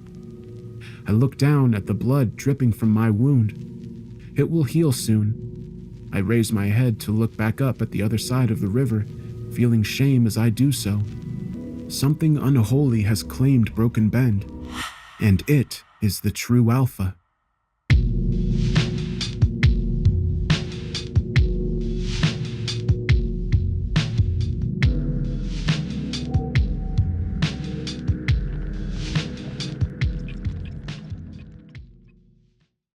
January 30th, 2006. I finally went to the doctor. I told her about everything that has been happening to me. After having a CT scan, an MRI, and some blood tests done, it was determined that everything seems normal. My doctor has recommended that I keep a journal to keep track of my symptoms, which she believes is due to stress. Basically, I'm forgetting things. I forget where I place my keys, or I'll forget my appointments, or I'll forget the stove's on, things like that. But now I've also started forgetting words. I tend to replace words with the wrong ones. So instead of saying, for example, I need to take my aspirin, I will say, I need to take my orange juice. This will be my first entry, so we'll see how this goes. February 13th, 2006. I keep exchanging the word dog with neighbor. An example of what I've said. I took my neighbor for a walk today. My neighbor doesn't like it when I rub his belly. The neighbor was barking at the mailman again. I need to practice remembering the word dog. Dog, dog, dog, dog, dog, dog, dog, dog, dog, dog, dog, dog, dog, dog, dog. February 23rd, 2006. I've been writing dog every day, and it's been working. I haven't confused my dog with my neighbor anymore. I think this is all just psychological. February 27th, 2006. The last couple of days I've been replacing dinner with Ambien, my sleeping pills. For example, honey, the Ambien is ready. Will you be home soon? I was practicing writing the word dinner this week. Dinner, dinner, dinner, dinner, dinner, dinner, dinner, dinner, dinner, dinner, dinner, dinner. May 15th, 2006. I haven't written in a while because my symptoms seem to have gotten better. I've been practicing vocabulary words and started cognitive behavioral therapy, which has reduced my stress. Today I had an appointment with my doctor. She says she doesn't think it's an early onset of Alzheimer's disease, nor any other type of dementia. She thinks it might be psychological. In the meantime, I need to eat a healthy diet, take certain supplements, and keep my mind active. I think I'm going to be okay. May 20th, 2006. It has started back up again. This time it's sleep with work. I was dreaming during work last night about my dog. I'm going to work, I said to my husband at midnight. Sleep, sleep, sleep, sleep, sleep, sleep, sleep. June 1st, 2006. I'm a little bit scared. I saw a horror movie and now I replace the word call with the word kill. Examples: I killed my mom today. I need to kill my daughter's professor. Will you kill me tomorrow? Call, call, call, call, call, call, call. June 30th, 2006. So, I'm getting worse. Not only am I replacing words, but I'm also using them interchangeably. The doctor said to make a list of the words that I've been using interchangeably. Old ones: call, kill dog, neighbor, dinner, ambient, sleep, work. New ones: car, microwave, knife, cell phone, papers, fingers, love, hate. Examples of some of the strange things I say. I drove the microwave to the mechanic today. Did you give the client my knife? Where are my fingers? I really hate you. I'm getting worried my thoughts are all jumbled up. July 14th, 2006. I think I got confused again. I wanted to make dinner for my husband, but instead I gave him an Ambien, and now he's working in the room. I love him so much. July 16th, 2006. I think I called my dog last night because he wouldn't stop barking. I also killed my neighbor because I couldn't find him. I killed him over and over again, but he never came back. I really miss him. July 18th, 2006. I found my dog under the microwave. I guess I did call him after all. July 19th, 2006. My husband is still working. He hasn't stopped working in 3 days. I'm getting kind of worried for him. I'm going to make him some more dinner. July 18th, 2006. I love my life. My husband won't stop working. I'm getting more confused. I keep on trying to call myself, but I can't find my cell phone. July 19th, 2006. I'm just going to have some dinner tonight. July 20th, 2006. Dinner, dinner, dinner. Note: this journal belonged to a patient in Eastern Europe suffering from bovine spongiform encephalopathy, also known as mad cow disease. The patient was found overdosed with sleeping pills. The body of her husband was found in the home. She'd also killed her neighbor with a car. The dog was found roaming the neighborhood. We study these cases at the medical school I'm currently attending. Nowadays, we have some blood tests that can detect mad cow disease, but they weren't available to this patient at the time she was going through the symptoms over a period of months. Unfortunately, there's still no cure for this disease.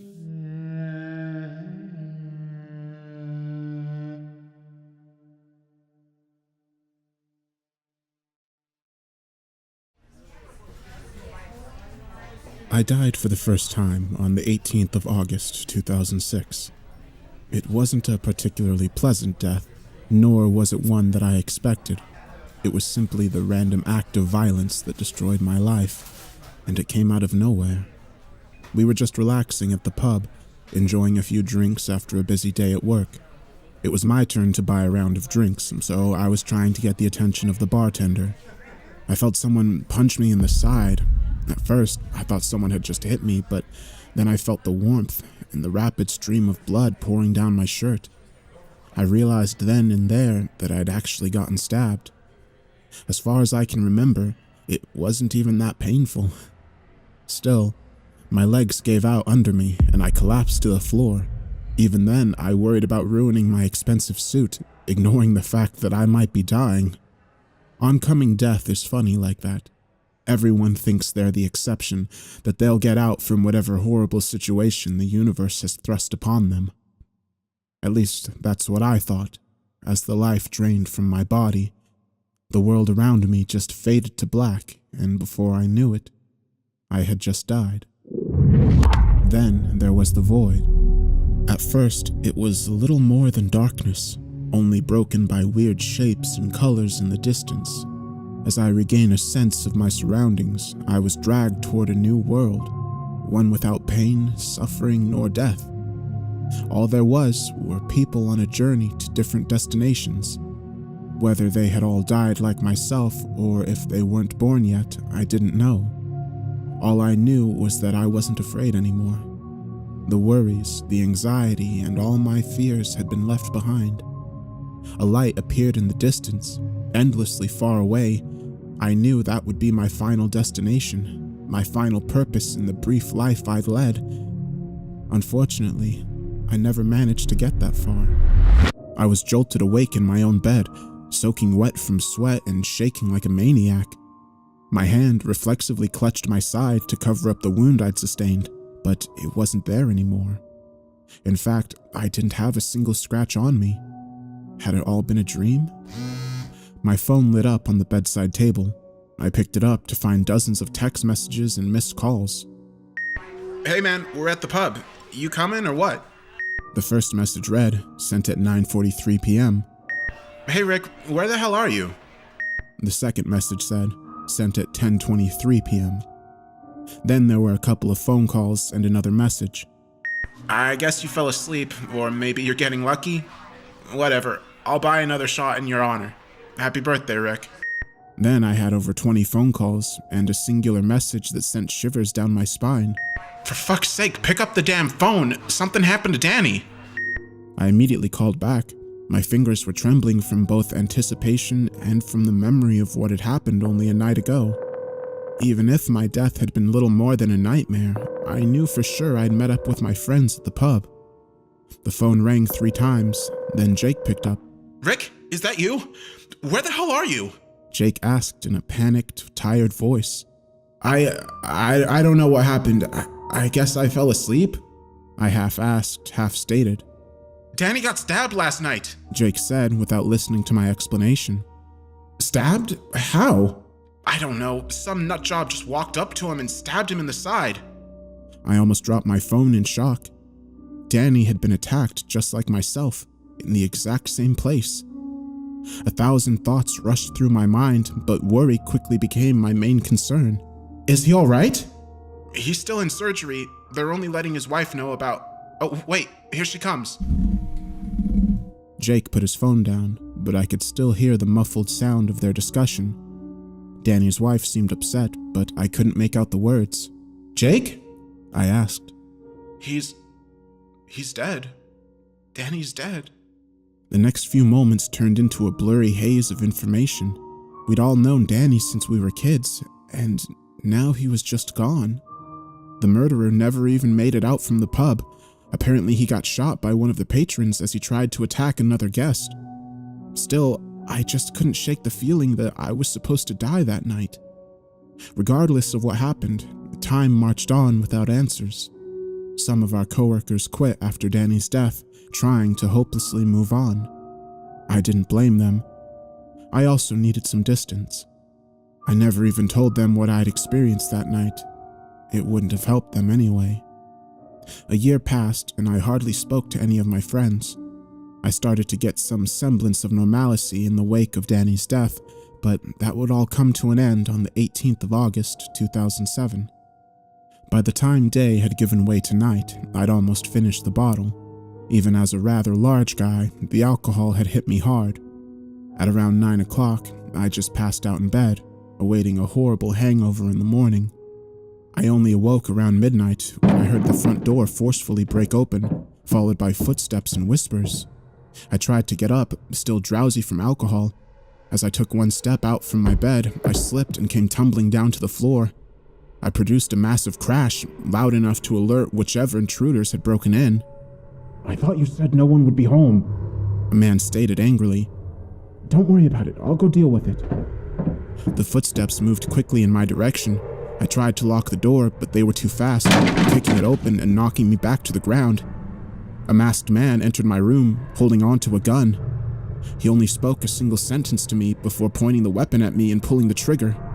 You should have stayed quiet. Unfortunately, the man had a horrible shot.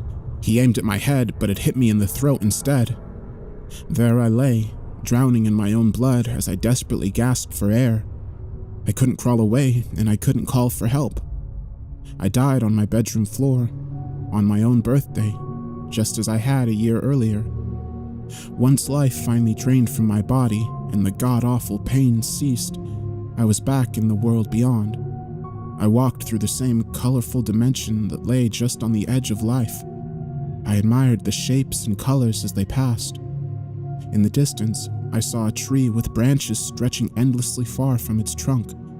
From each branch dangled a person, real but not existing in our world. I wanted to visit them, but that wasn't my destination. Because just like before, I would wake up in my own bed, unharmed by the events from the previous night. My phone buzzed, and I was filled with an unfathomable dread. I still couldn't quite believe it, but I started to understand that someone would take my place in death. Hello? Rick, it's Dad. Your mother, she passed away last night. A lump formed in my throat. I knew what was coming next, but I had to ask. How? What happened? The police say it was a burglary gone wrong. I don't know. I was working late. I should have been there. The discussion trailed off from there. My dad was distraught and could barely form coherent sentences. He blamed himself for not being there, but I knew the truth. It was my fault. During the next 2 months, he fell into deep depression. I couldn't blame him. He just lost the love of his life. I moved in with him just to help him pick up the pieces. He put on a strong face, trying his best to keep the ship afloat, but I could tell how close he was to just breaking down. If only I'd been there. It wasn't your fault, Dad. Had you been there, you might be gone too. You don't know that. But I did know, because the burglars weren't ever supposed to visit my parents' house. They were supposed to kill me. I had to come clean. I had to let him know the truth, but how could I? Half a year passed, and the secret ate at me. After everything that had happened, I still didn't know how to explain it. Still, I decided it was time to share my curse. Dad, can we talk? Yeah, what's going on? He asked with a worried expression on his face. He knew me well, and he could tell a heavy burden was weighing me down. I started by telling him about my first death, down to the smallest detail. Of course, it matched everything that the people had witnessed in the pub that night, even the location of the stab wound. I told him Danny had taken my place in death and that I felt guilty. Naturally, he was skeptical at first, but then I told him about my mother. I didn't spare him any details. I told him where I'd gotten shot, that the door had been broken down, and that there were 2 robbers. Every detail matched perfectly down to the letter. I'm so sorry, Dad. It was my fault. I killed her. He just sat there in silence, processing what I'd just told him. It wasn't your fault. I was confused. There wasn't a single ounce of anger on his words, only overwhelming empathy. How can you say that? She didn't have to die. He mulled over his next words carefully before speaking. You didn't do anything wrong, Rick. You just went about your life, and these things happened to you. I don't know why you've been brought back, or even how, but you're not to blame for what is done to you. So you believe me? I asked. He nodded and embraced me in a hug. Suddenly, I wasn't alone in the world anymore. Someone knew what was happening to me. What if it happens again? Then we'll get through it together. He stood by these words, even as my next birthday rolled around. That death was more tame. I slipped in the shower and broke my neck. The last thought that went through my mind as I left the world for the 3rd time was, how cliché. Once again, I awoke in my bed. I called out for my dad, making sure he was still alive, horrified that he might have taken my place. I couldn't even breathe until he came rushing to my side, asking what had happened. I broke my neck, but I'm fine, I think. It took a while before I figured out who had taken my place that time. But once I heard that my boss had died, something broke inside of me. He was the kindest man I'd ever met. And just like myself, he'd slipped and broken his neck. That was the final straw. It wasn't some bizarre coincidence I could brush off, nor a premonition. I decided then and there that I couldn't live with the responsibility. I had to put a stop to it, even if it meant giving up my own life. I figured that if I took control over my own fate and killed myself outside my own birthday, maybe I could prevent more people from dying. First, I left behind a long letter to my father, explaining why I'd chosen to leave. I couldn't face him in person. I knew he'd just try to talk me out of it, but it was something I had to do. I couldn't allow any more people to die on my behalf. Alas, fate is a fickle bitch. No matter how hard I tried, I just couldn't end my own life. I tried hanging, but the rope broke. Then I tried to shoot myself, but the gun jammed. When that failed, I tried to drive my car into a tree, but somehow I survived that as well. Any attempt was met with failure. All I could do was wait for my next birthday and let someone die in my place. No matter how many times I tried, I couldn't die. I was a slave to destiny, and it was destroying me. In 2009, I was hit by a drunk driver, and my girlfriend took my place. In 2010, I drowned, and my kind neighbor had to go through that death. In 2011, I died from a brain aneurysm, which ended up killing my aunt. And so on and so on.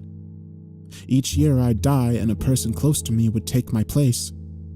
I kept trying to find a way out, but fate wouldn't have it. Years went by, and on the 18th of August 2019, I would die for the 14th time. I'd already fallen sick a week earlier, much to the doctor's confusion.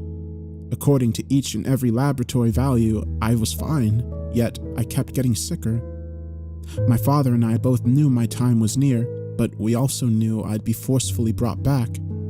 Then, at midnight on my birthday, my heart just gave out. I was jolted awake in my own bed, and the sickness was little more than a distant memory. "Dad?"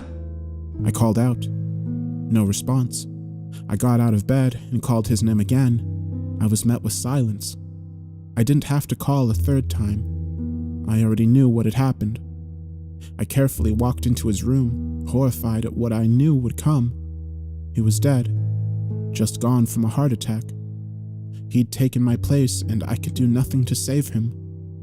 The funeral came and went in a blur. The only noticeable thing was the missing seats from the people who had passed before him.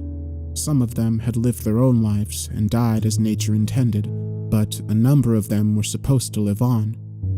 Instead, they'd just taken my place in death. I inherited a number of things from my father. Among them, I found a letter addressed to me.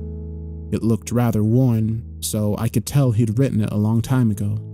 Dear Richard, today is your birthday, and it has officially been a year since your mother passed.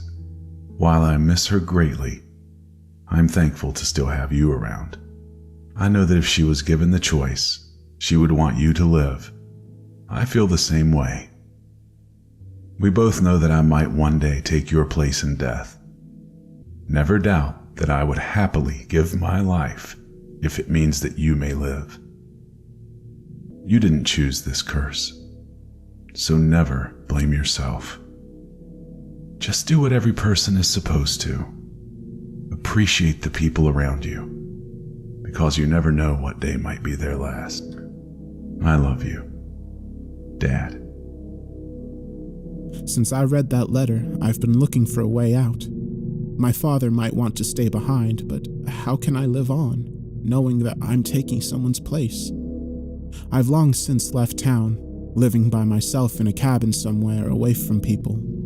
Hopefully, if I have no one left that cares about me, people will stop dying. At least until I can figure out not only how to die, but how to actually stay dead. I'm sorry.